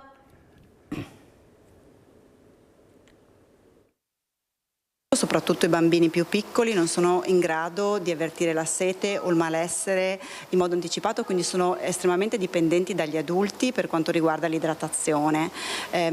Un'altra caratteristica dei bambini è quello di disidratarsi molto velocemente, soprattutto i bambini più piccoli, perché in termini assoluti hanno meno acqua nel loro corpo.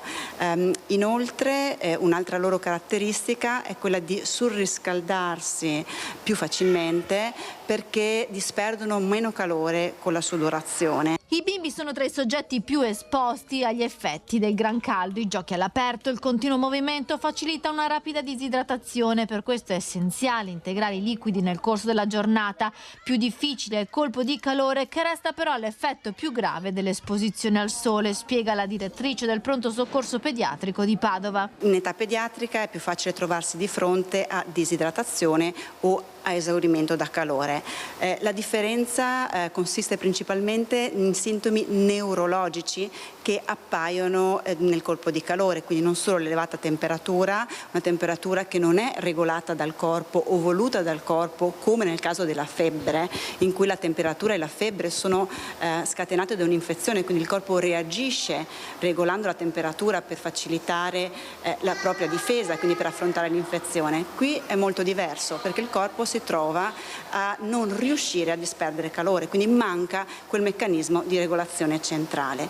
Ma oltre alla temperatura, quello che è più importante sottolineare sono i sintomi neurologici, una confusione, una stanchezza estrema, una difficoltà a parlare, una sonnolenza importante, una perdita di coscienza, fino anche alle convulsioni. Stanchezza, mal di testa, nausea e vomito sono campanelli d'allarme. Ecco allora come bisogna intervenire. L'importante è portare i bambini in un luogo fresco, ventilato, spogliarli e utilizzare l'acqua fresca per raffreddare il corpo.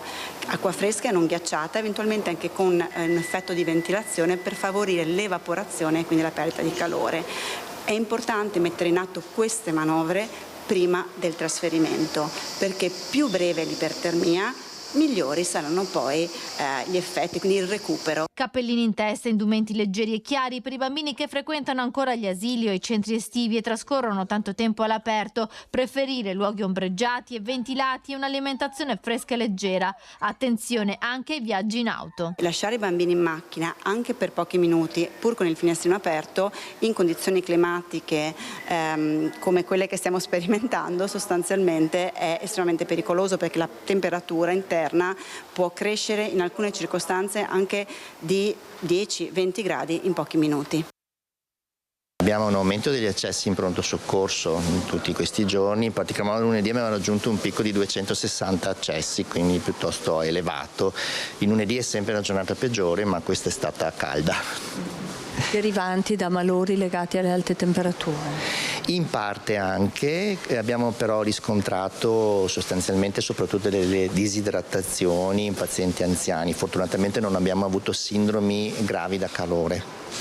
Che cosa provoca una sindrome grave da calore? La sindrome grave da calore comporta un aumento della temperatura, una forte disidratazione e può portare anche a una sufficienza d'organo e conseguentemente un ricovero e rianimazione, quindi è una situazione grave che va prevenuta perché nasce dall'esposizione prolungata al calore. Quali sono i consigli, dottore?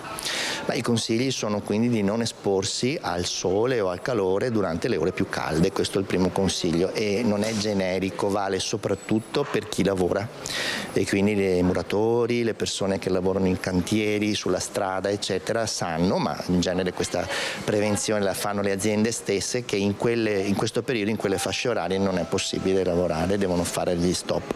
Per gli anziani in particolare qualche suggerimento? Innanzitutto mantenersi in un ambiente con una leggera brezza o ventilato, anche gli scambi di temperatura con l'aria condizionata troppo fredda e poi si esce eccetera, noi vediamo più infezioni, anche più polmoniti in questo periodo negli anziani, infezioni urinarie, anche sepsi a volte e polmoniti proprio da disidratazione o da cambi repentini di temperatura.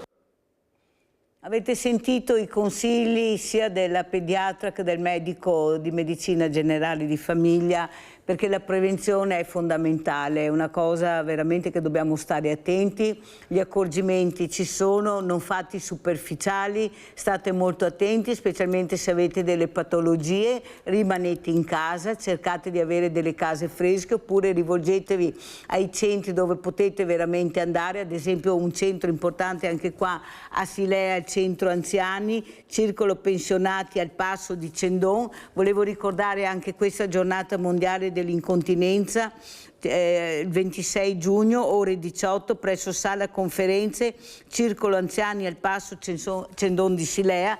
Ringrazio veramente Dino Longhino e il tuttofare di questo importante centro dove ci si ritrova, si può stare al fresco, si può giocare le carte e soprattutto l'importanza di fare prevenzione, perché la prevenzione è fondamentale. Abbiamo sentito anche nei giorni scorsi l'importanza di sentire questi stomizzati, ecco, ce la stanno mettendo tutta anche per dare dei consigli importanti, perciò io penso che anche questa giornata, e ringrazio appunto questo circolo pensionati al passo di Cendon, di fare una cosa importante per la prevenzione per queste patologie di stomizzati, l'importanza di conoscere, di capire, di non aver paura e di farsi soprattutto aiutare. Perciò 26 giugno, ore 18, presso Sala Conferenze, Circolo Anziani al Passo, Cendon di Silea.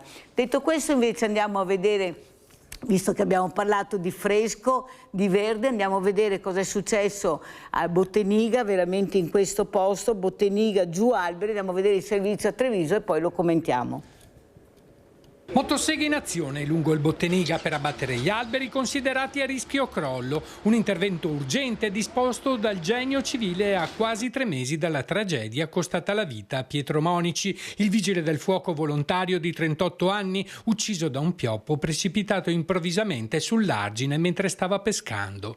Gli alberi individuati come pericolanti sono stati contrassegnati e saranno rimossi nel tratto più critico del corso d'acqua. Un intervento accolto favorevolmente da alcuni residenti che ritengono necessario eliminare le piante a rischio per garantire la sicurezza. Voi siete contenti?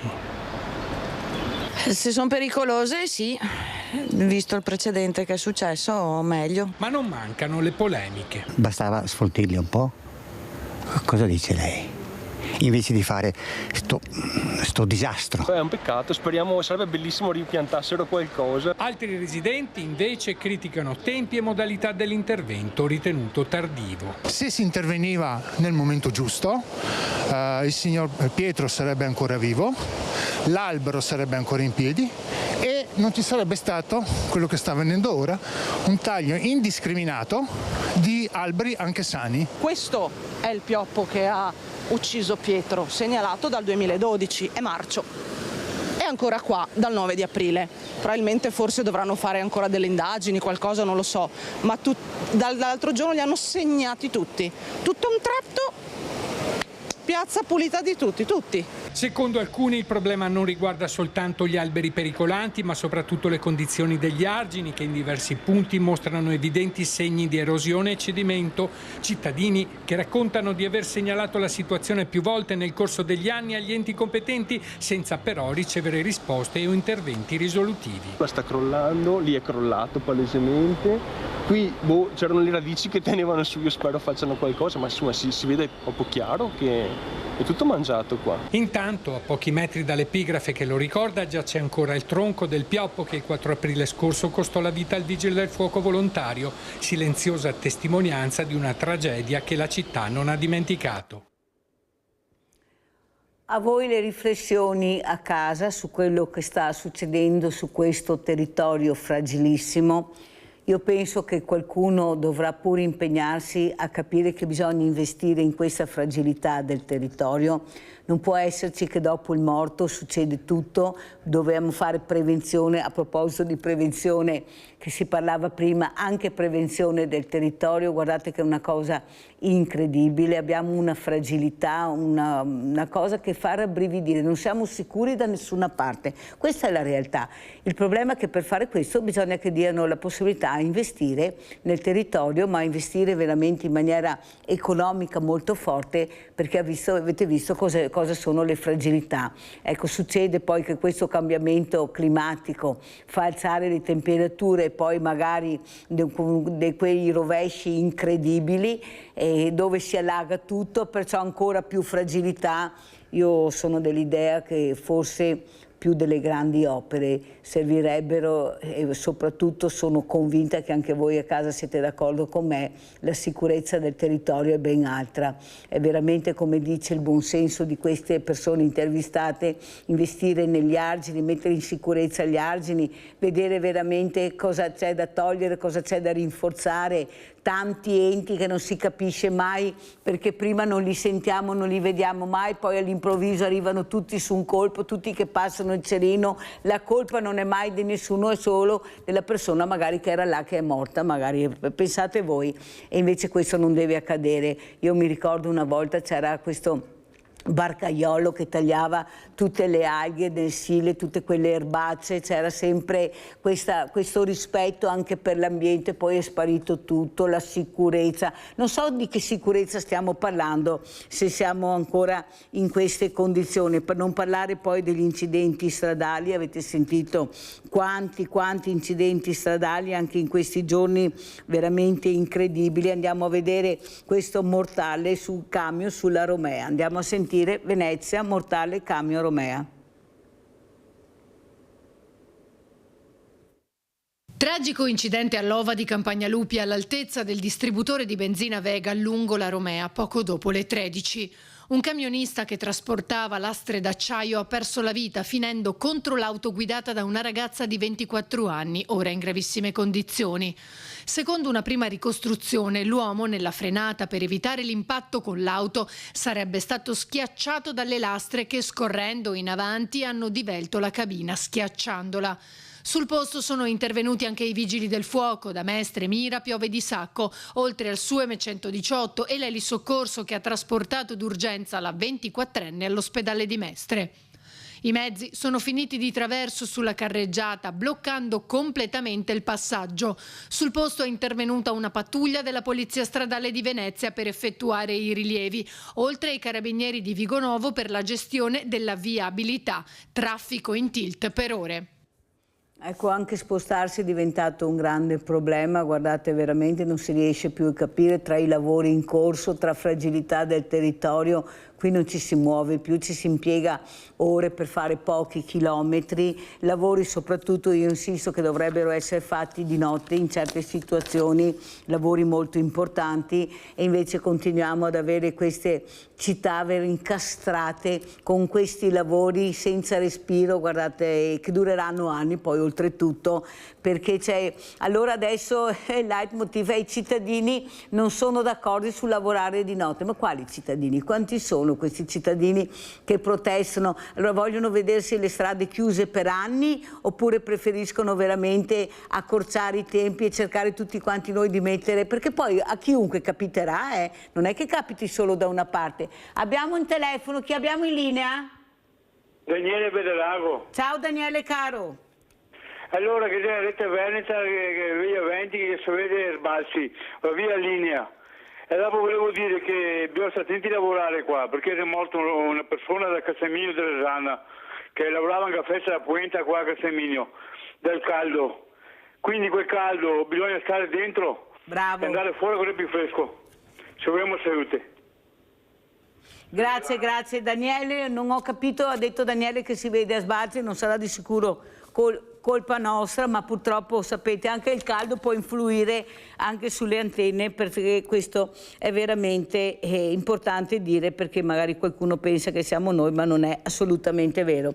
Andiamo a vedere, visto che parliamo di tempo, di case, di fragilità, andiamo a vedere questo servizio Marica Emergenza Abitativa. Andiamo a Venezia.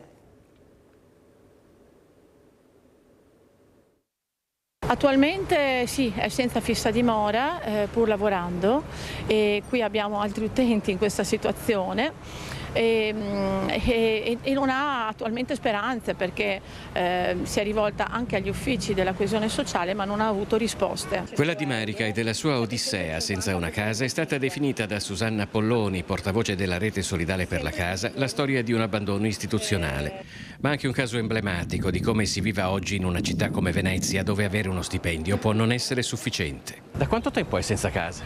Da 4 anni. E com'è la sua vita? Dove dorme? Dormo sui divani delle persone che mi ospitano. Posso chiederle che mestiere fa? E io faccio la commessa. Nel 2020, con il lockdown del Covid, Marica, che ha preferito non farsi riprendere dalla telecamera, non è stata più in grado di pagare un affitto da 700 euro al mese per 40 metri quadrati di una casa al Lido. Anche adesso che ha ripreso a lavorare, però, il mercato immobiliare veneziano rimane, anzi, è forse ancora più inaccessibile di prima. Se prima si pagava 700 euro per 40 metri quadrati, adesso si paga 700 euro, 750 per 35. Ha paura? Sempre, tutti i giorni. Un giorno hai lavoro, un giorno non ce l'hai più, e siccome la città gli serve per attirare turisti e incassare introiti, tu sei solo un numero, e allora ti dicono che devi andare a Mestre o Marghera o addirittura più fuori a Mogliano per vivere. Marica ha partecipato al bando ERP 2022, le cui assegnazioni erano state congelate ad aprile del 2024 a causa del giudizio pendente sulla presunta incostituzionalità dei criteri del bando. È risultata 80ª nella graduatoria del 2022, che prima del blocco delle assegnazioni che è avvenuto ad aprile 2024 comunque sono state assegnate un poco più di 100 case, dunque sarebbe dovuta rientrare. Ma noi abbiamo comunque generalmente anche altri casi di utenti che in situazione di provvisorietà dovuta a assegnazioni date da emergenza abitativa e che sono arrivati in posizione utili per l'assegnazione, ma non hanno ricevuto un'assegnazione definitiva, e non si capisce il perché, vorremmo capirlo. Come sentite, siamo un paese in emergenza, abbiamo emergenza da per tutte le parti, le fragilità, abbiamo sentito stamattina, il territorio, l'emergenza casa, hanno venduto le nostre case, hanno riscattato le nostre case, qualcuno se le prende a pochi prezzi, ecco, dove poteva veramente prendere qualcos'altro e lasciare queste case in emergenza, visto che le avevamo pagate noi col GESCA, vi ricordate? Io non riesco a capire questo cittadino quanto stritolato è, quanto imbevuto di chiacchiere e basta, che non ci resta che aspettare che qualcuno arrivi e che dia veramente il buon senso. Abbiamo 5 sensi, ma come dico sempre, tutte le mattine manca il buon senso e noi non riusciamo più a respirare. Voi sapete, ho questo banco solidale, ve lo racconto sempre, anzi come vi ho detto ieri abbiamo piantato anche le piantine, hanno portato via più di 100 piantine tra insalata e cipolle nel nostro orto solidale. C'è questa guerra tra poveri che non ha nessun senso, però siamo arrivati a questo. Ho fatto anche questa segnalazione al Presidente della provincia, alla Polizia Forestale, perché non si può andare avanti così, cioè sono pensate più di 120 orti sociali che cercano veramente di dare anche una risposta anche a queste giornate di calura. Sono quasi tutti diversamente giovani che vengono nella nostra realtà a coltivare questi orticelli, poi si portano a casa i prodotti, noi li portiamo al banco solidale, perciò questi furti devono anche cessare perché non è possibile. Abbiamo seminato sabato, è sparito tutto quanto, ecco, hanno lasciato 3-4 piantine della misericordia e io sono stanca veramente, perché oltre alla fatica rispetto anche delle persone che lavorano, ecco, questo deve assolutamente finire, visto che abbiamo la possibilità, la tecnologia di individuare i furbi, che ne abbiamo sempre tantissimi, pensano di essere sempre furbi, però non funzionerà così. Che abbiamo in linea? Sì, buongiorno signora Mirella. Carissimo, buongiorno Gianfranco. Sì, mi scusi se sarò ripetitivo, Mirella. Si ricorda in tempi non sospetti la prima telefonata che le ho fatto io quando si sono inventati il 110? Sì. Ecco, si ricorda che ho detto sarà un boomerang, perché il 110 l'hanno dato ai privati, il 110 deve essere solo per il pubblico. Si immagini se noi avremmo restaurato tutte queste case, avremmo restaurato le scuole, i comuni, gli ospedali, e questo è essere stato là. No, hanno dato il 110 che adesso lo tirano e mollano dentro tutti, ha capito, il debito lo pagherà e lo pagherà ancora l'operaio che non ha la casa, perché il debito ci si trascinerà per anni, così ha detto Giorgetti. Sai, io non sono un tecnico, sono un anziano, però agli anziani non crede mai nessuno, ma l'esperienza non è scritto in nessun libro. Io mi ricordo subito, ho telefonato, vedo questa sarà una malattia del secolo, chi si è messo la seconda, la terza, la quarta, hanno fatto chi di più, e poi non sarebbe niente, Mirella, quelli che hanno messo a posto le case, che hanno fatto lievitare i prezzi a non finire a go-go, e quelli che hanno fatto solo le carte, che hanno portato a casa i soldi. Vede, signora Mirella, bisogna vedere lo Stato come amministra e come spende i soldi. Mi scusi se sono stato ripetitivo. No, ma Gianfranco, scusa, rimani in linea Gianfranco, ma quello veramente che è scandaloso è che hanno usufruito di questo bonus persone che veramente avrebbero potuto farne a meno. Questo è il grande problema. Noi invece abbiamo le case che avrebbero dovuto essere ristrutturate e veramente per dare la possibilità di non andare in emergenza, e vediamo sono tutte chiuse perché nessuno ha fatto niente. Cosa dici Gianfranco? No, ma esatto, signora Mirella, lei se va in qualsiasi comune, lei può andare in qualsiasi comune, signora Mirella, le case non si assegnano perché praticamente non sono a norma e non hanno i soldi per metterle a norma, ha capito il discorso? Cioè, è tutto là il discorso. Si immagini se il volano era lì. Si immagini mettere a posto tutte le scuole, mettere a posto i comuni, mettere a posto gli ospedali, mettere qualsiasi cosa doveva essere stato fatto per il pubblico, ma non per il privato. Il privato ha i soldi e se non li ha si fa il mutuo come li fanno tutti. Ha capito il discorso, signora Mirella? Ecco, mi scusi se sono stato ripetitivo, no. Però si ricorda, sono stato il primo, e sa quando, signora Mirella, quando io facevo questi discorsi che in giro mi davano un po', ma tu Franco a te non va bene mai niente, invece non è proprio così. Ecco, grazie signora Mirella del spazio che mi dà sempre, grazie, e grazie ancora ai suoi ragazzi che sono gentilissimi. Buongiorno e buon lavoro signora Mirella. Grazie Gianfranco, sì, sono proprio bravi i nostri tecnici e veramente devo dire,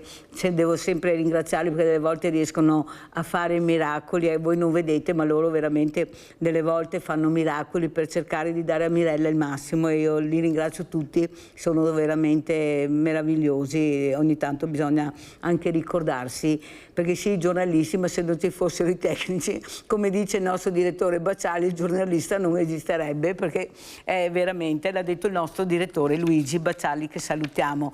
Un'altra cosa importante che volevo anche dire, però, che Gianfranco, e lo dico anche a tutti voi, a me sembra che in tutti questi anni tutti i politici non abbiano fatto niente per noi, zero.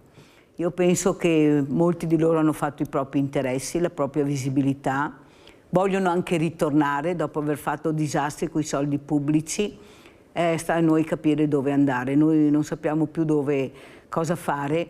Certo che una ventata di freschezza ci vorrà in questo Paese, perché se continuiamo ad andare avanti così con i soliti noti, vedrete che questo Paese non cambierà. Dobbiamo avere la forza di reagire, di resistere.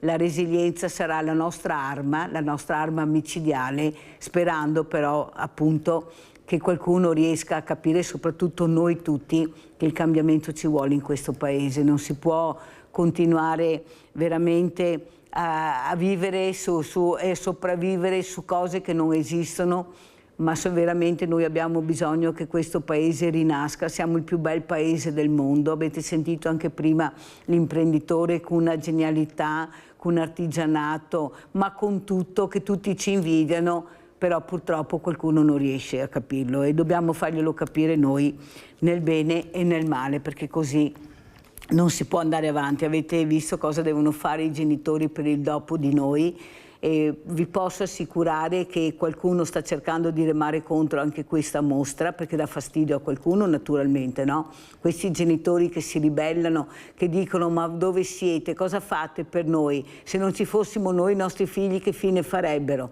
E sono veramente domande che a qualcuno danno fastidio, perché quando li senti parlare tutti fanno tutto, non c'è problema, per carità. E poi avete sentito questi genitori come vivono la situazione 24 ore su 24, come dice papà Marcello, e veramente dobbiamo supportarli e aiutarli e soprattutto fare le cose che servono al Paese, non le cose che non servono al Paese. Siamo stanchi di colate di cemento inutili, siamo stanchi di uscire di casa e di trovare le soluzioni che vogliamo, siamo stanchi di pagare e di non avere i servizi che dovremmo avere, che lo dice la Costituzione, le leggi, ma che non vengono applicati. Questi carrozzoni inutili che continuiamo a pagare, carrozzoni inutili, burocrati che veramente mettono dei paletti. Vi racconto la firma digitale alle poste, non sono riuscita a farla, ho dovuto andare da un'altra parte, non riuscivo a fare la firma digitale alle poste. Ma vi rendete conto?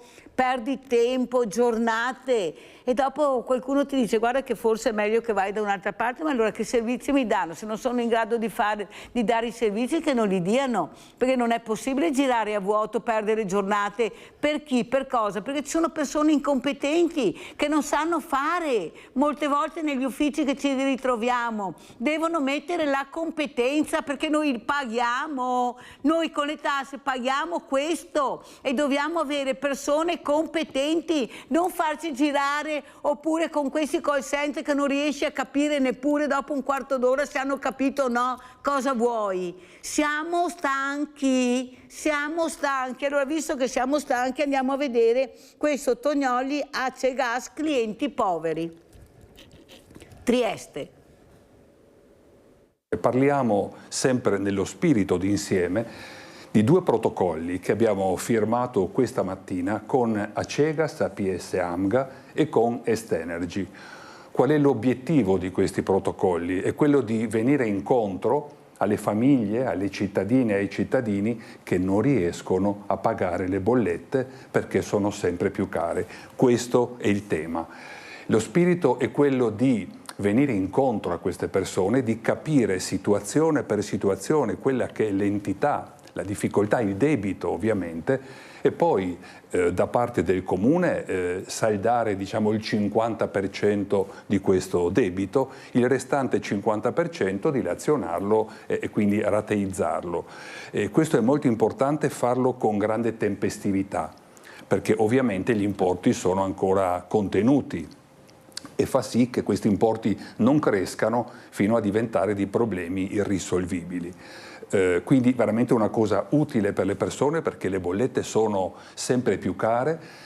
Noi contiamo di aiutare alcune centinaia di famiglie nel superare questi momenti di difficoltà, e in totale diciamo che come assessorato abbiamo oltre 1300 famiglie in totale, oltre a questo protocollo ovviamente, che aiuteremo nel pagare le bollette. Allora, il banco solidale, ma penso su tutti i banchi solidali, non si sente più dire ho fame, dammi qualcosa. Dicono Mirella le bollette, Mirella le bollette. Cioè è una preoccupazione enorme, perché voi capite cosa vuol dire saltare 1, 2, 3 volte di pagare le bollette, ma non ce la fanno più. Guardate che è diventato impossibile sopravvivere in queste condizioni con gli stipendi, con le pensioni che ci sono la maggioranza. Poi sentiamo che Villa Certosa è stata venduta a 350 milioni a un emiro del Qatar, e ci sono persone che veramente hanno tanti di quei soldi da rabbrividire, ma sarà sempre così. Qualcuno mi diceva proprio mercoledì al banco, ma cosa vuoi che interessi della nostra esistenza, specialmente i diversamente giovani? Qualcuno mi diceva guarda Mirella, non vedo l'ora di morire perché così non ce la faccio più. Difficoltà in tutti i sensi, anche tu sai quanta fatica anche per avere un po' di dignità, per arrivare ai banchi solidali, come se dessimo fastidio, che creassimo problemi. Io non riesco a capire, adesso c'è un nuovo presidente in provincia, sono anche cambiate le cose, devo anche dire grazie al presidente Donadel, che ha capito l'importanza di questo banco solidale, che cerca di agevolare anche le persone che arrivano, perché pensate con questo caldo a piedi, magari con le borse della spesa, qualche capo di abbigliamento, perché serve qualcosa anche per la casa, non possono veramente fare tanta strada, e perciò io ringrazio pubblicamente il presidente Marco Donadel, presidente della provincia, che ha capito l'importanza di agevolare queste entrate e uscite all'interno della provincia. Poi mi sposto un attimo, vado agli Orti, ho un problema anche là, ma risolveremo un po' tutto quanto. Adesso andiamo a vedere, perché non finisce mai veramente quello per cui ci battiamo, e soprattutto questa paura di questi predoni. Andiamo a vedere i predoni in Villa Marano, perché non siamo sicuri da nessuna parte. Andiamo a vedere. Vicenza.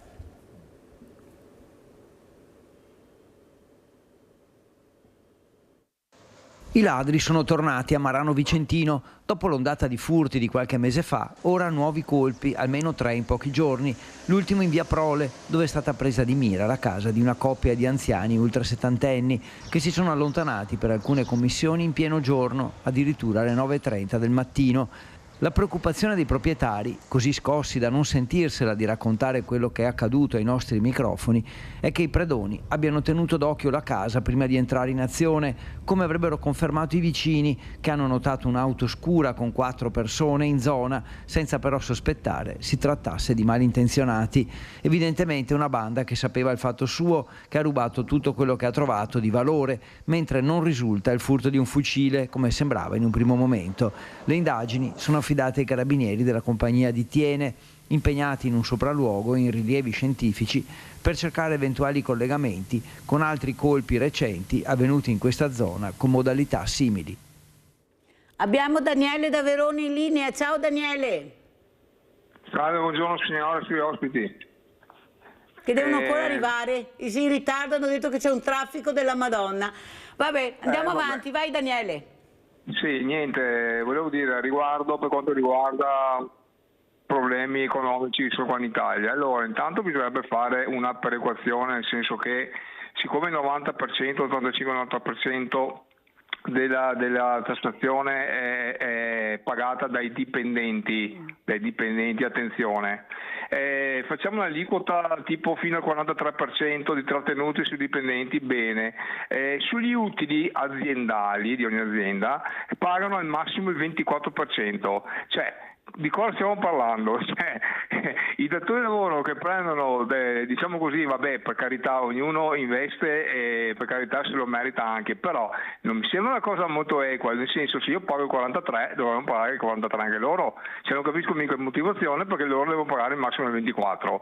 Poi un'altra cosa, se io faccio degli utili al di là delle tasse, se investo devo pagarci ancora tasse sopra, invece loro hanno la fortuna, come dire, l'acquisizione dove che gli utili eventualmente possono reinvestirli senza pagare le tasse. Cioè, finché ci sia questo divario enorme, cioè per forza, se invece continuiamo a tirare via dal 43, passiamo al 42 e aggiungiamo il 25 e avanti così, arriviamo fino a pagare tutti quanti il 30 e il 30 e saltano fuori sicuramente i soldi per fare tutto quanto. Saluti, buona giornata. Guarda, ti ringrazio veramente Daniele per quello che hai detto, è che siamo molto preoccupati. Guardate, io appunto che sono in prima linea quasi tutti i giorni, è una realtà che veramente mi preoccupa perché non ce la fanno, non c'è niente da fare, non riescono più a gestirsi, sono senza denti, non pagano le bollette o gli affitti, fare la spesa. Per fortuna i banchi alimentari hanno messo questa pezza importante, siamo tanti, sapete, solo che arriva pochissimo, come vi ho spiegato, anch'io devo comprare determinate cose, perché cosa gli fai mangiare a queste persone qua? Devono pur mangiare sano, mangiare nella normalità e poi devono andare avanti anche diversi giorni, perciò io penso che qualcuno dovrebbe intervenire.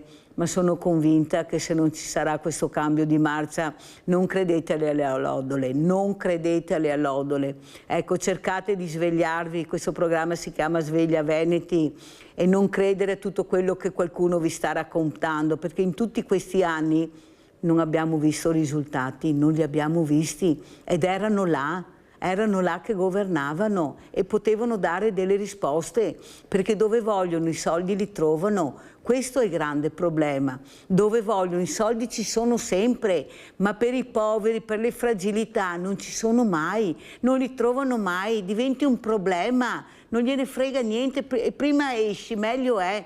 E questo le fragilità lo stanno sentendo. Andiamo a vedere invece cosa succede su queste cucine popolari, andiamo a vedere il bilancio, andiamo a Padova.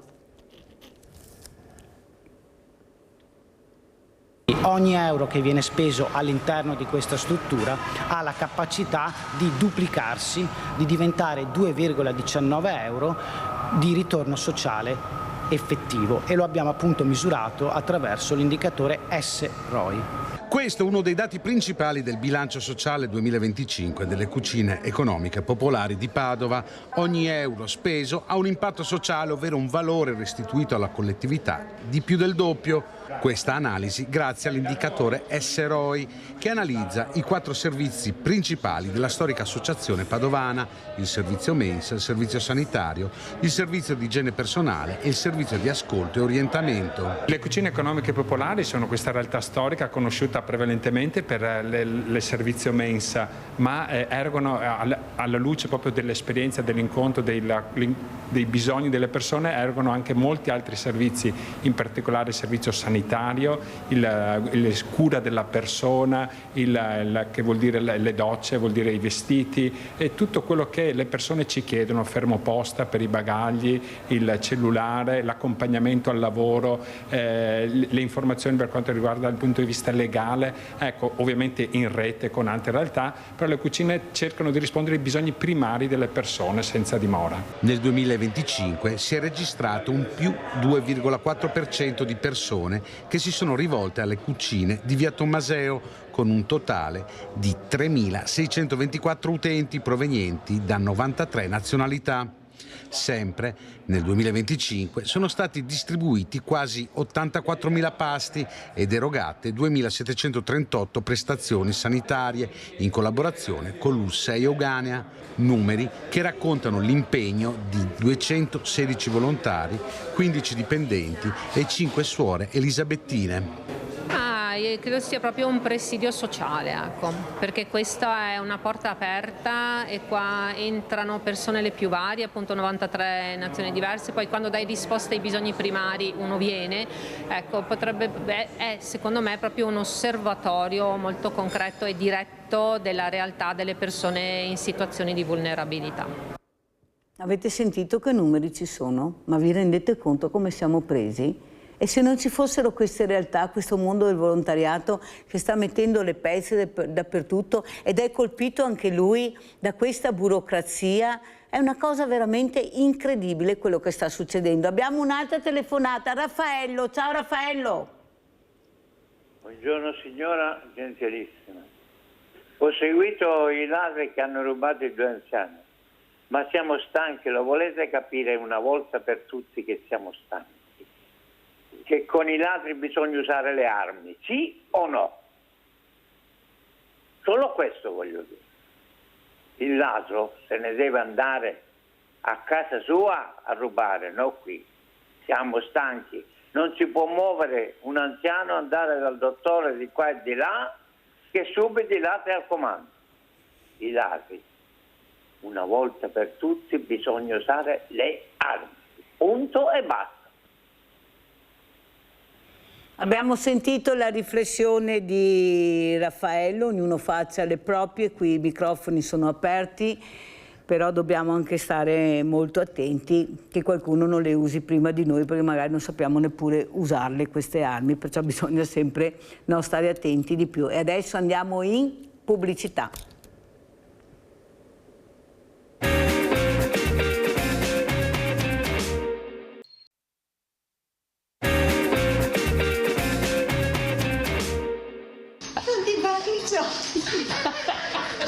La gioia è la cosa più banale che potrei dire, però lei è tutto per me.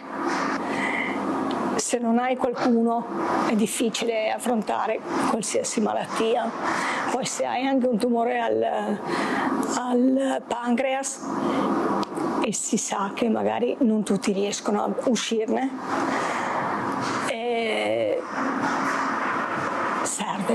serve il supporto morale non solo delle persone a fianco, ma anche il supporto morale del proprio amico a quattro zampe. È stata una lunga battaglia, ma alla fine Joy, Barbara e Antonio ce l'hanno fatta. L'ospedale ha concesso il nulla osta affinché il Labrador possa stare con la paziente durante la chemioterapia. Un sollievo enorme per Barbara, alla quale il tumore al pancreas fu diagnosticato proprio da Joy, che insistentemente le aveva messo il muso nel punto malato nei mesi passati. Perciò le do la vita a lei, diciamo così. Diciamo che lei è la mia pet therapy e la mia psicologa. Un animale d'affezione è ben più di un amico, è un dottore, uno psicologo, una spalla, la scienza lo ha stabilito da tempo. Barbara non vedeva Joy da Pasquetta quando era stata ricoverata per un'ulteriore operazione alla quale seguirà una chemio, nella quale stavolta avrà la pelosona al suo fianco. Commosso il marito Antonio, che ringrazia tutto lo staff ospedaliero di Treviso e Montebelluna e l'associazione Angeli con la coda, e l'ultimo pensiero è per il percorso e per il futuro che verrà. Grazie a Dio Barbara è stata premiata, ha avuto anche l'avvicinamento della Joy, dove ha potuto accarezzarla e toccarla e soprattutto guardarla. Gli occhi di Joy, gli occhi di Barbara, entrambi erano tutte e due lucenti. Per questo diciamo grazie a tutti e grazie di cuore. So che da oggi partirà, lo sentiamo, partirà una nuova era, un'era molto più umana, molto più vicina ai pazienti che vivono, ripeto, delle difficoltà nel percorso di malattia. Allora, abbiamo visto questo servizio, adesso stanno arrivando Deborah Baraldo, SOS Zampe in difficoltà.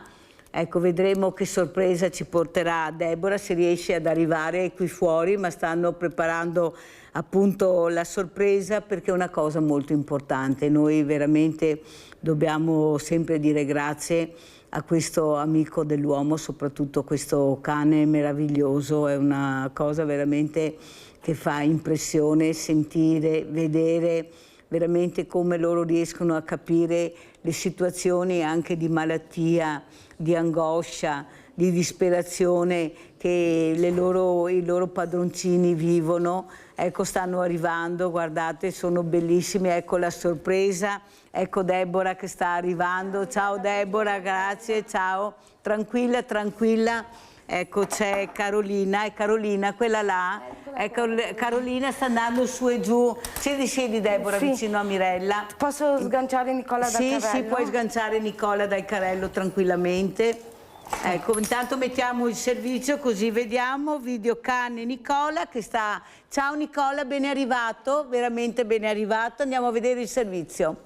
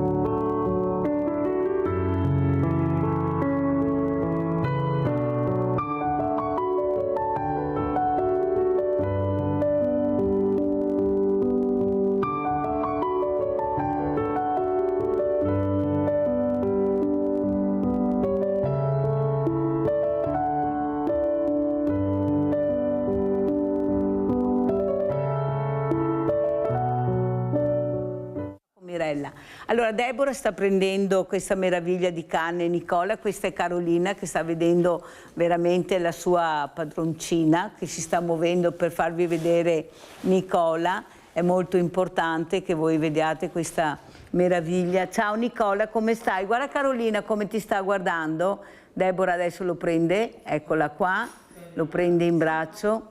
Ce la fai? Perché Nicola pesa, non è mica una cosa. Eccolo qua, che così raccontiamo bene la storia di Nicola. Ecco qua, bello Nicola, è bravo. Eccoci qua. L'acqua per Nicola, così bevi un po' d'acqua. Vieni Deborah. Allora raccontiamo, prima di tanto grazie di essere qui, so che hai trovato tanto traffico, ma sei stata bravissima. Allora cosa è successo a Nicola? Nicola viene da Mazzara del Vallo. Era un cane del paese, della città, e praticamente si è stabilizzato dentro il collegio dei Gesuiti e correndo dietro a un piccione è salito in un secondo piano, è caduto e si è rotto la colonna vertebrale. E il sindaco di Mazzara del Vallo, che si chiama Nicola, ha deciso di operarlo. Le signore del collegio dei Gesuiti l'hanno accudito per un po' di anni e poi è arrivato da noi. Sono 7 anni che è da noi.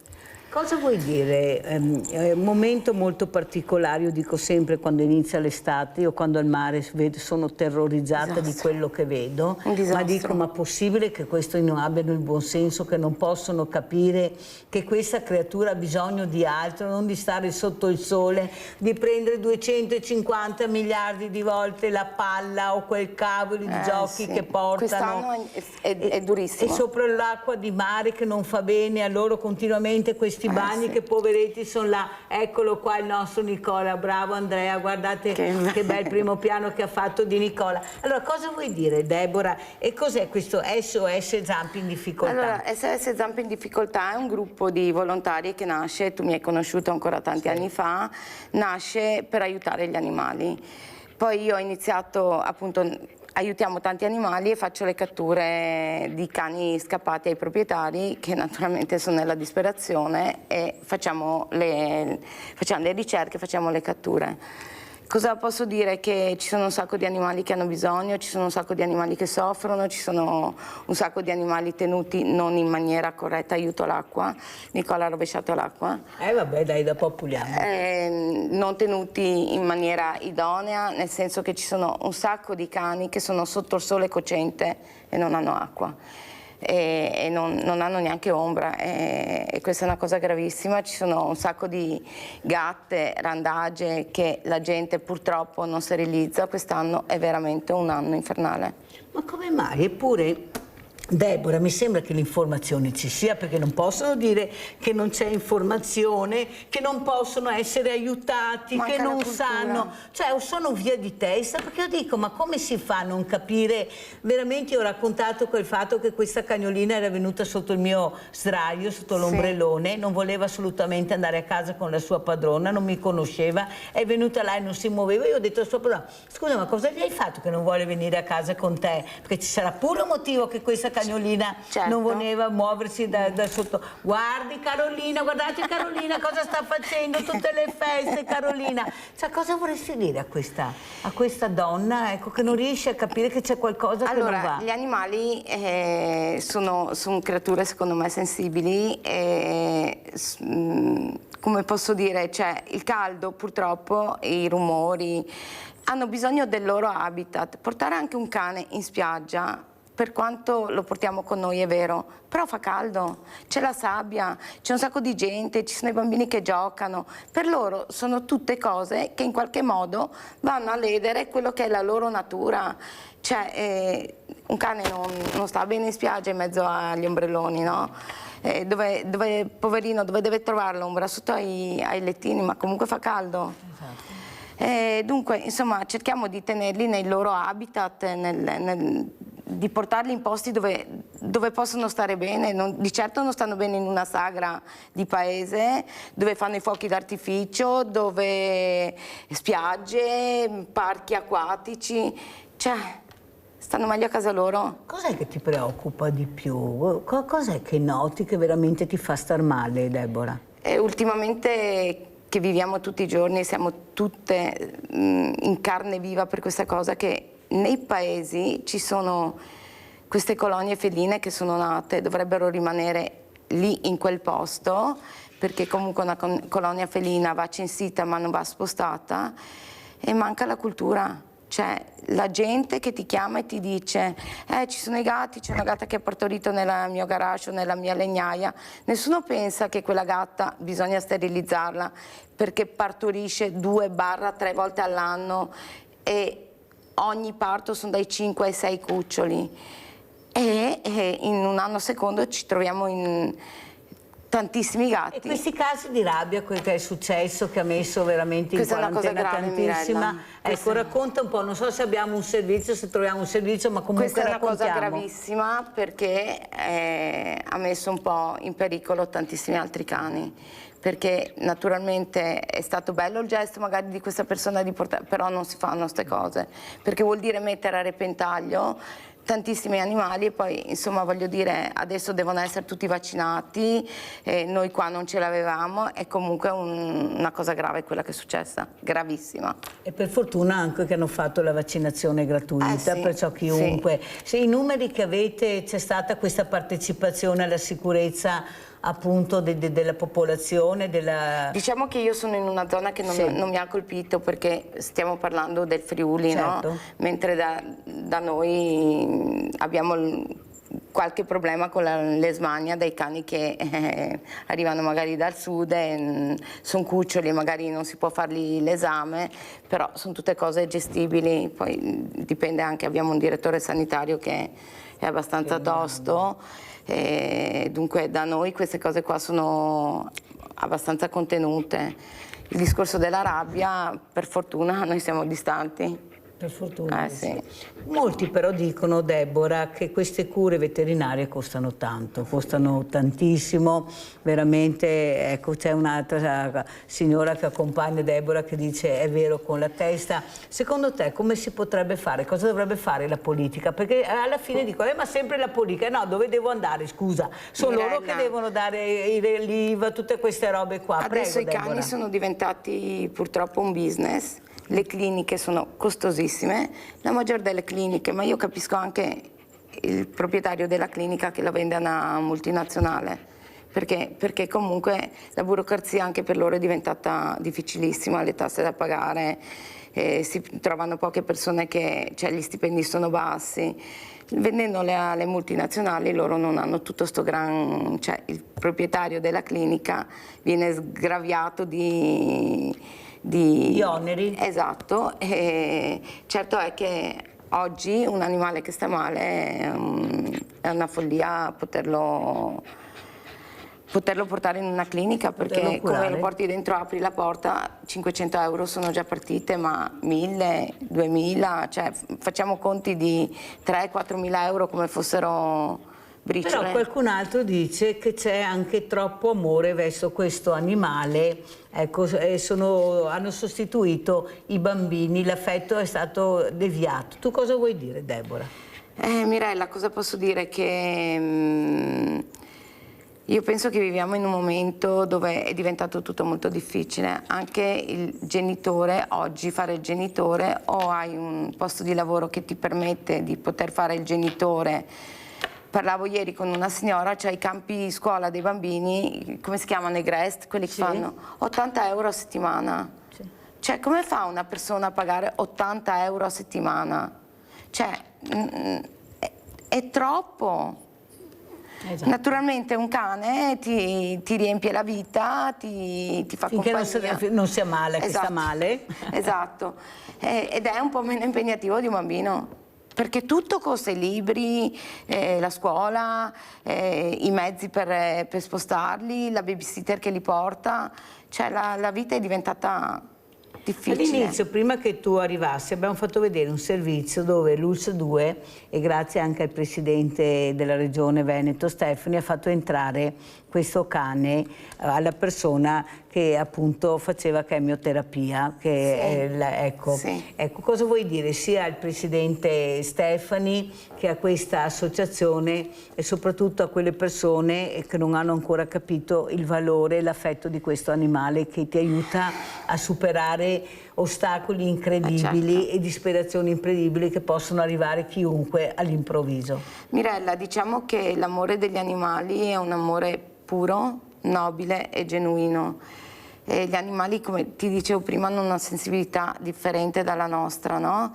È chiaro che una persona che ha dei problemi, comunque l'avere vicino una creatura così pura, così bella, così, che è sempre riconoscente, che aiuta. È un piacere della vita. Ascolta Deborah, quando ti sei accorta che avevi questa passione fin da piccola? Da sempre. Sono cresciuta in una famiglia che abbiamo sempre avuto, giravamo il mondo, avevamo gli animali e ce li portavamo dietro, se cambiavamo paese. Che senso giravi il mondo? Io sono nata all'estero, mio papà costruiva dighe idroelettriche e ogni 3-4 anni si cambiava città e gli animali che noi avevamo ci hanno sempre seguito. Guarda questa. Questa è tutta contenta, questa è tutta contenta. Carolina sta così bene su questo tavolo fresco, vero Carolina, che non ha problemi. Abbiamo Paola da Padova, ciao Paola. Sì, ciao Mirelle, buongiorno ai tuoi ospiti. Buongiorno. Vi ho fatto aspettare, ma avete visto che sorpresa stamattina? Meraviglioso, e per fortuna si è messo anche qualcuno dall'alto, perché per le prime 2 ore non si vedeva la televisione. Ma dai, a Padova. Ma giuro. dai, mi dispiace tanto. Ho telefonato per avvertire e invece da un quarto d'ora si vede qualcuno San Francesco che ha messo a mano. Allora, grazie a te come sempre Mirella. Grazie alla tua ospite che ha portato delle immagini da brivido, di amore puro. Ecco, queste sono le cose da poter trasmettere sempre di più, perché anche attraverso lo schermo si riesce a provare che cos'è l'amore, capire e intuire quantomeno, se non proprio provare fino in fondo. L'unico modo di provare questo amore immenso è di avere un cagnolino, tanto più questi che hanno dei problemi, difatti sono pochissime comunque le strutture. Guarda Nicola, Paola, guarda Nicola quanto bello è, guarda, bello, buono, guarda. Ha 2 occhi che ti rapiscono, 14 anni sono meravigliosi, qualsiasi cane basta guardarlo qualche secondo negli occhi ed è meraviglioso perché amore puro, sono delle creature che appunto fatte di amore trasmettono l'amore. Il cane ti cambia la vita in meglio per 1000 motivi ed è una cosa che non si riesce ancora a definire, specialmente il sud, che è l'inferno per gli animali. Non si riesce a capire, mi chiedo decenni naturalmente, che ho sempre fatto fin da ragazzina volontariato, sto sud è qualcosa di infernale per gli animali. Non si capisce, anche qua al nord comunque non è che ci mancano gli esempi, però che c'è anche tante persone che comunque amano. Non ci sono troppi giovani purtroppo che si affiancano alle associazioni di volontariato. E questo è un grande pensiero, perché quando noi diversamente giovani, a parte che ormai non faccio quasi più niente perché già non riesco più a muovermi dal letto, quindi però tutto quello che posso fare, magari mi cavo anche il piatto di riso e dono per queste creature, perché ne ricevo una soddisfazione infinita, che nessun ristorante, nessuna gita, nessun regalo me riempierebbe come quando riesco comunque a fare qualcosa per loro. Passando al sodo, come possiamo aiutare questa magnifica persona, se riesci a mettere in un numero di telefono, un numero di conto corrente. Allora ti do io il numero di telefono, allora scrivi Paola, chi vuole scrivere 347. Scusa solo un secondo. Che mi sposto. Beh vabbè, ma tanto chiudiamo e poi do i numeri, Paola. Grazie comunque, Paola cara. Sono pronta. Allora 347 sì. 46 sì. 41 sì. 968 oppure 346 no, va bene questo allora. Sì, va bene questo. Un ultimo appello: regalatevi amore puro, adottate i cagnolini, anche quelli un po' più sfortunati, che veramente la vita vi cambia in meglio. Grazie infinite. Grazie a te Paola, grazie Paola cara. Paola ha detto una cosa importante: il mondo dei giovani e il mondo degli animali, però devo dire la verità a Deborah, che forse quello che vedo veramente, dove vedo più partecipazione, è proprio il mondo degli animali, il mondo dell'ambiente con i giovani, perché dalle altre parti proprio non ci sono. Saranno anche pochi, ma sono da voi. Ecco, come intrigare ancora di più i ragazzi nel mondo del volontariato, grazie anche a questi meravigliosi animali, a questi cani, a questi gatti, a questi uccelli, a tutto, a questi Mirella, cavalli. Anche qua, se io devo dire, c'è anche il discorso dei giovani che vanno a aiutare, anche qua c'è una burocrazia infinita. C'è uno che entra in un canile, deve avere l'assicurazione, deve avere questo, deve avere quello, deve avere quell'altro, cioè si fa fatica perché se succede qualcosa in struttura si fa veramente fatica. È una cosa veramente... E soprattutto alla politica cosa vorresti dire? Prima abbiamo parlato di cure, abbiamo parlato di spese, cosa vorresti dire? Ma io sinceramente la politica è una cosa che non seguo, è una cosa che non mi piace, non faccio parte di non ho sposato nessuna famiglia politica. La politica secondo me bisognerebbe che partisse dalle radici, cioè dal piccolo al grande. Come si può? La politica ha 1000 altri interessi, gli animali sono sempre l'ultima ruota del carro. Anche nelle scuole, come funziona? Voi andate nelle scuole?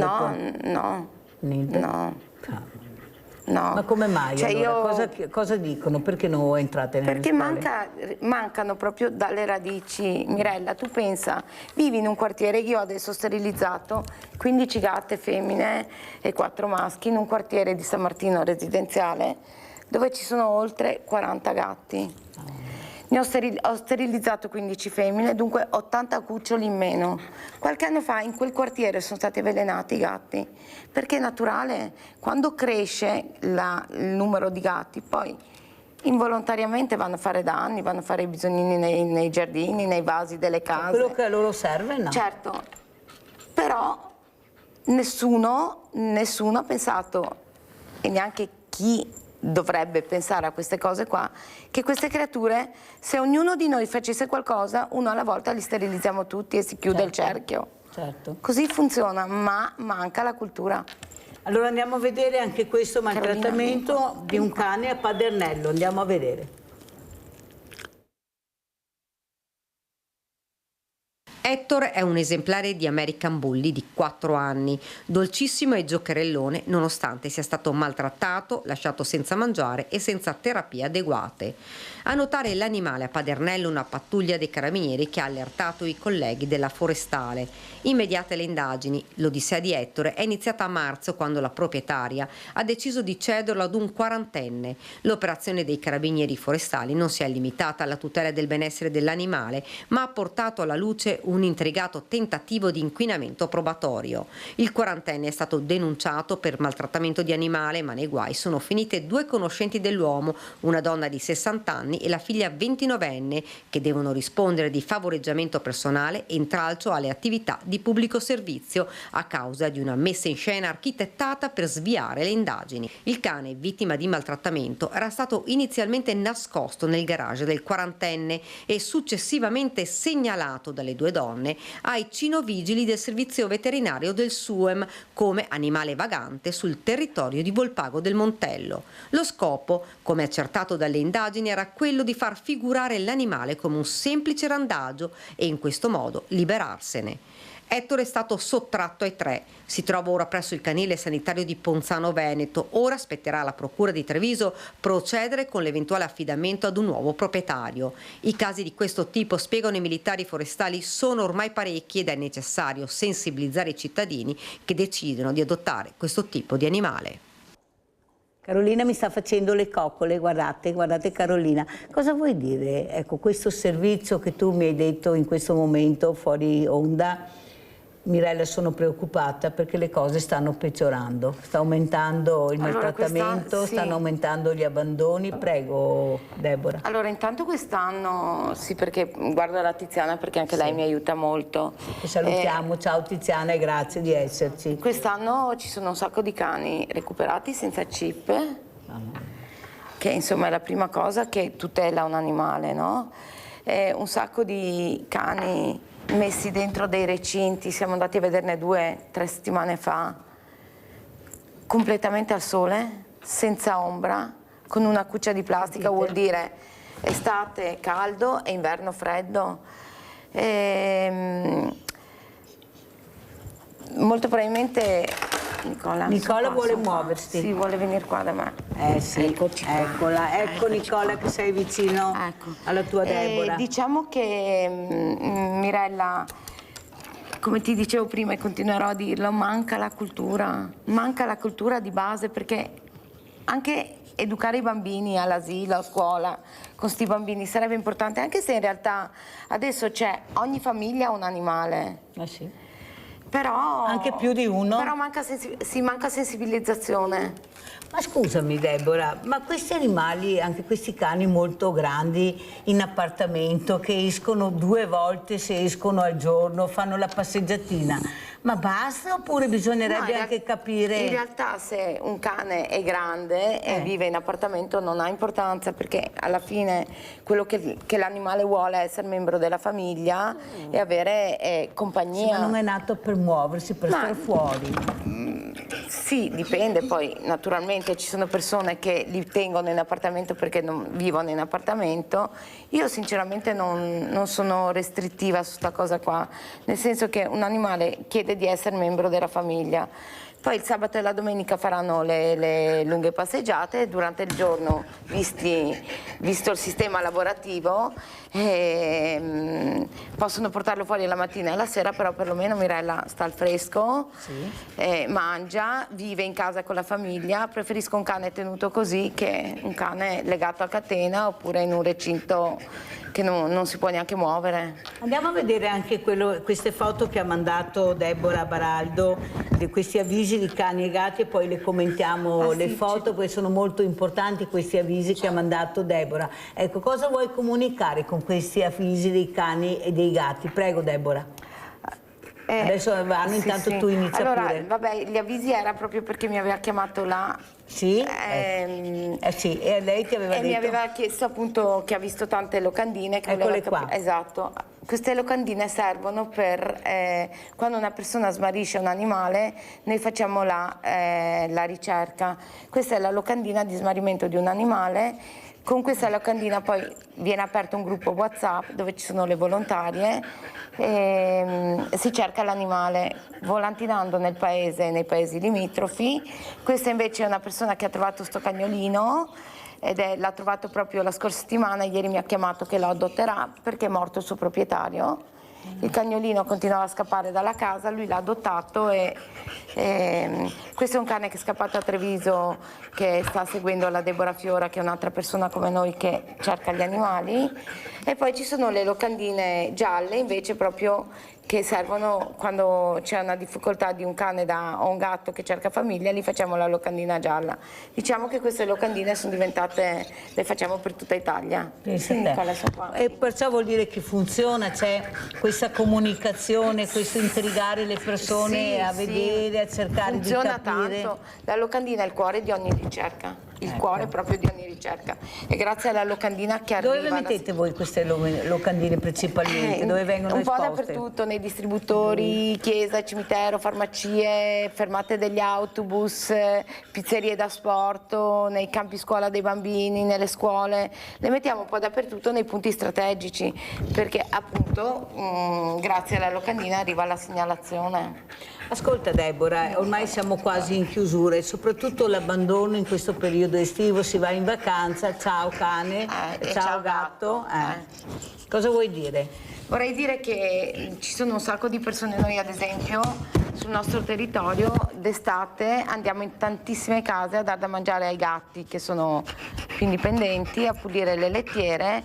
Fatevi aiutare invece di abbandonare, lasciate il gatto a casa e magari chiedete aiuto di volontari che si operano per andare a dar da mangiare a queste creature. Ci sono, basta che insomma cercate, chiedete, l'aiuto si trova sempre per un animale. Andiamo a vedere un'altra volta il cane Nicola e poi anche il cane in bicicletta, perché sono dei video che fanno molto riflettere e fanno pensare. Andiamo a vedere.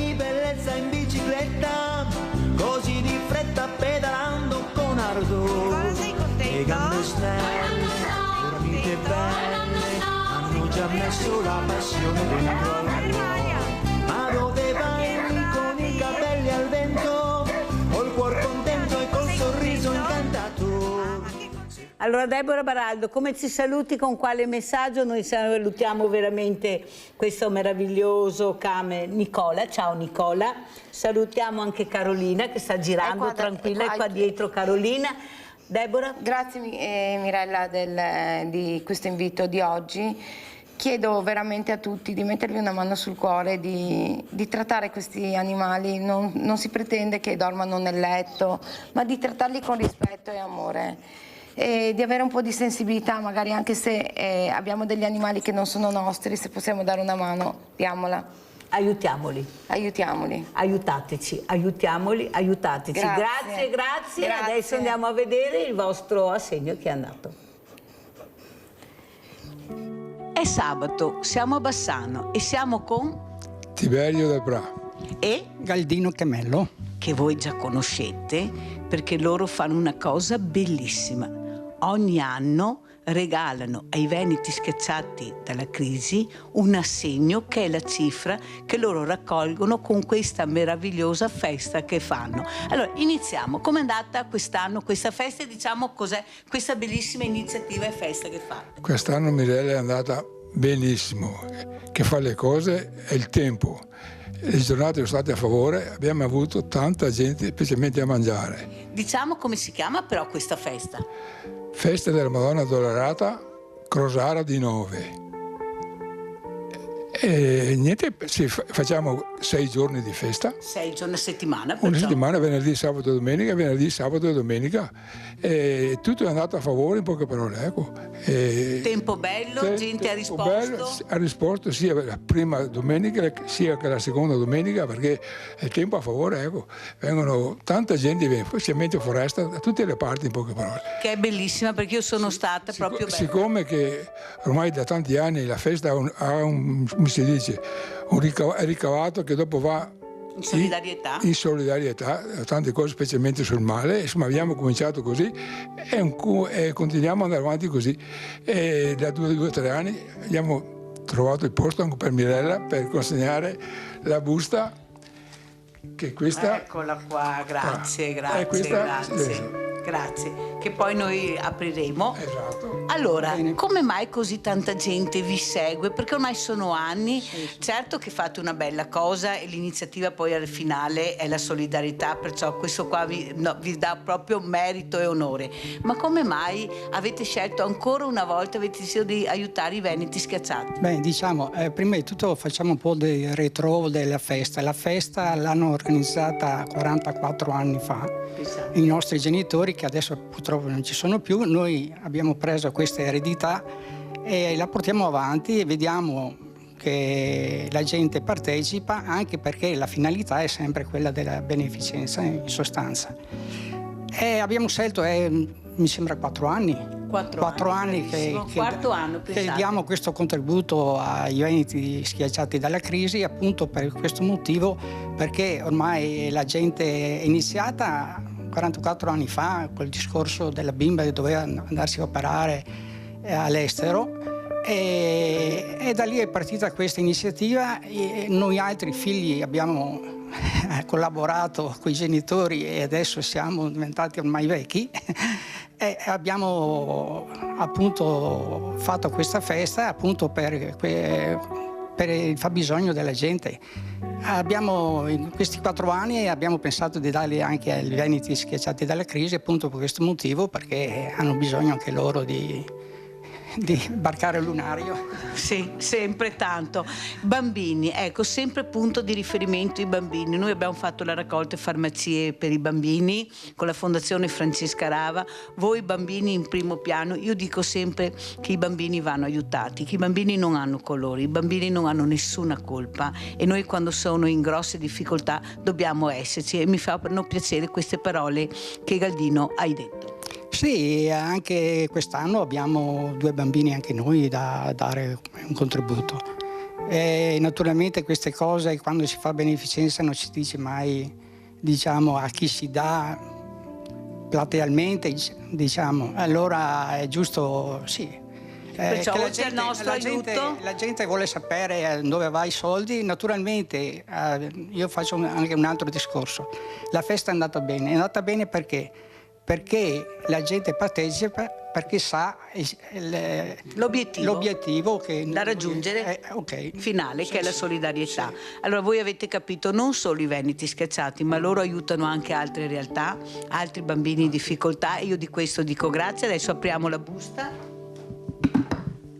giusto, guardate, allora contiamo 1, 2, 3, 4, 5, 6, 7, 8, 9, 10. 1.000 euro che noi rimettiamo in busta, che ritorneremo lunedì sera ai Veneti Schiacciati. Io dico grazie, un grande abbraccio, grazie di cuore a nome di tutti i bambini e tutte le persone che aiutiamo. Ecco, vedete le forme di solidarietà come arrivano proprio al cuore, perché forse siamo quelli che fanno vedere maggiormente la finalità, che è quella veramente di aiutare, e a chi diamo questi contributi. Ciao, grazie a tutti voi che avete partecipato, e ancora grazie di cuore. È arrivata anche questa busta che io naturalmente aprirò lunedì sera, perciò grazie, vedete, ecco, io la porterò a Treviso, e grazie a tutti.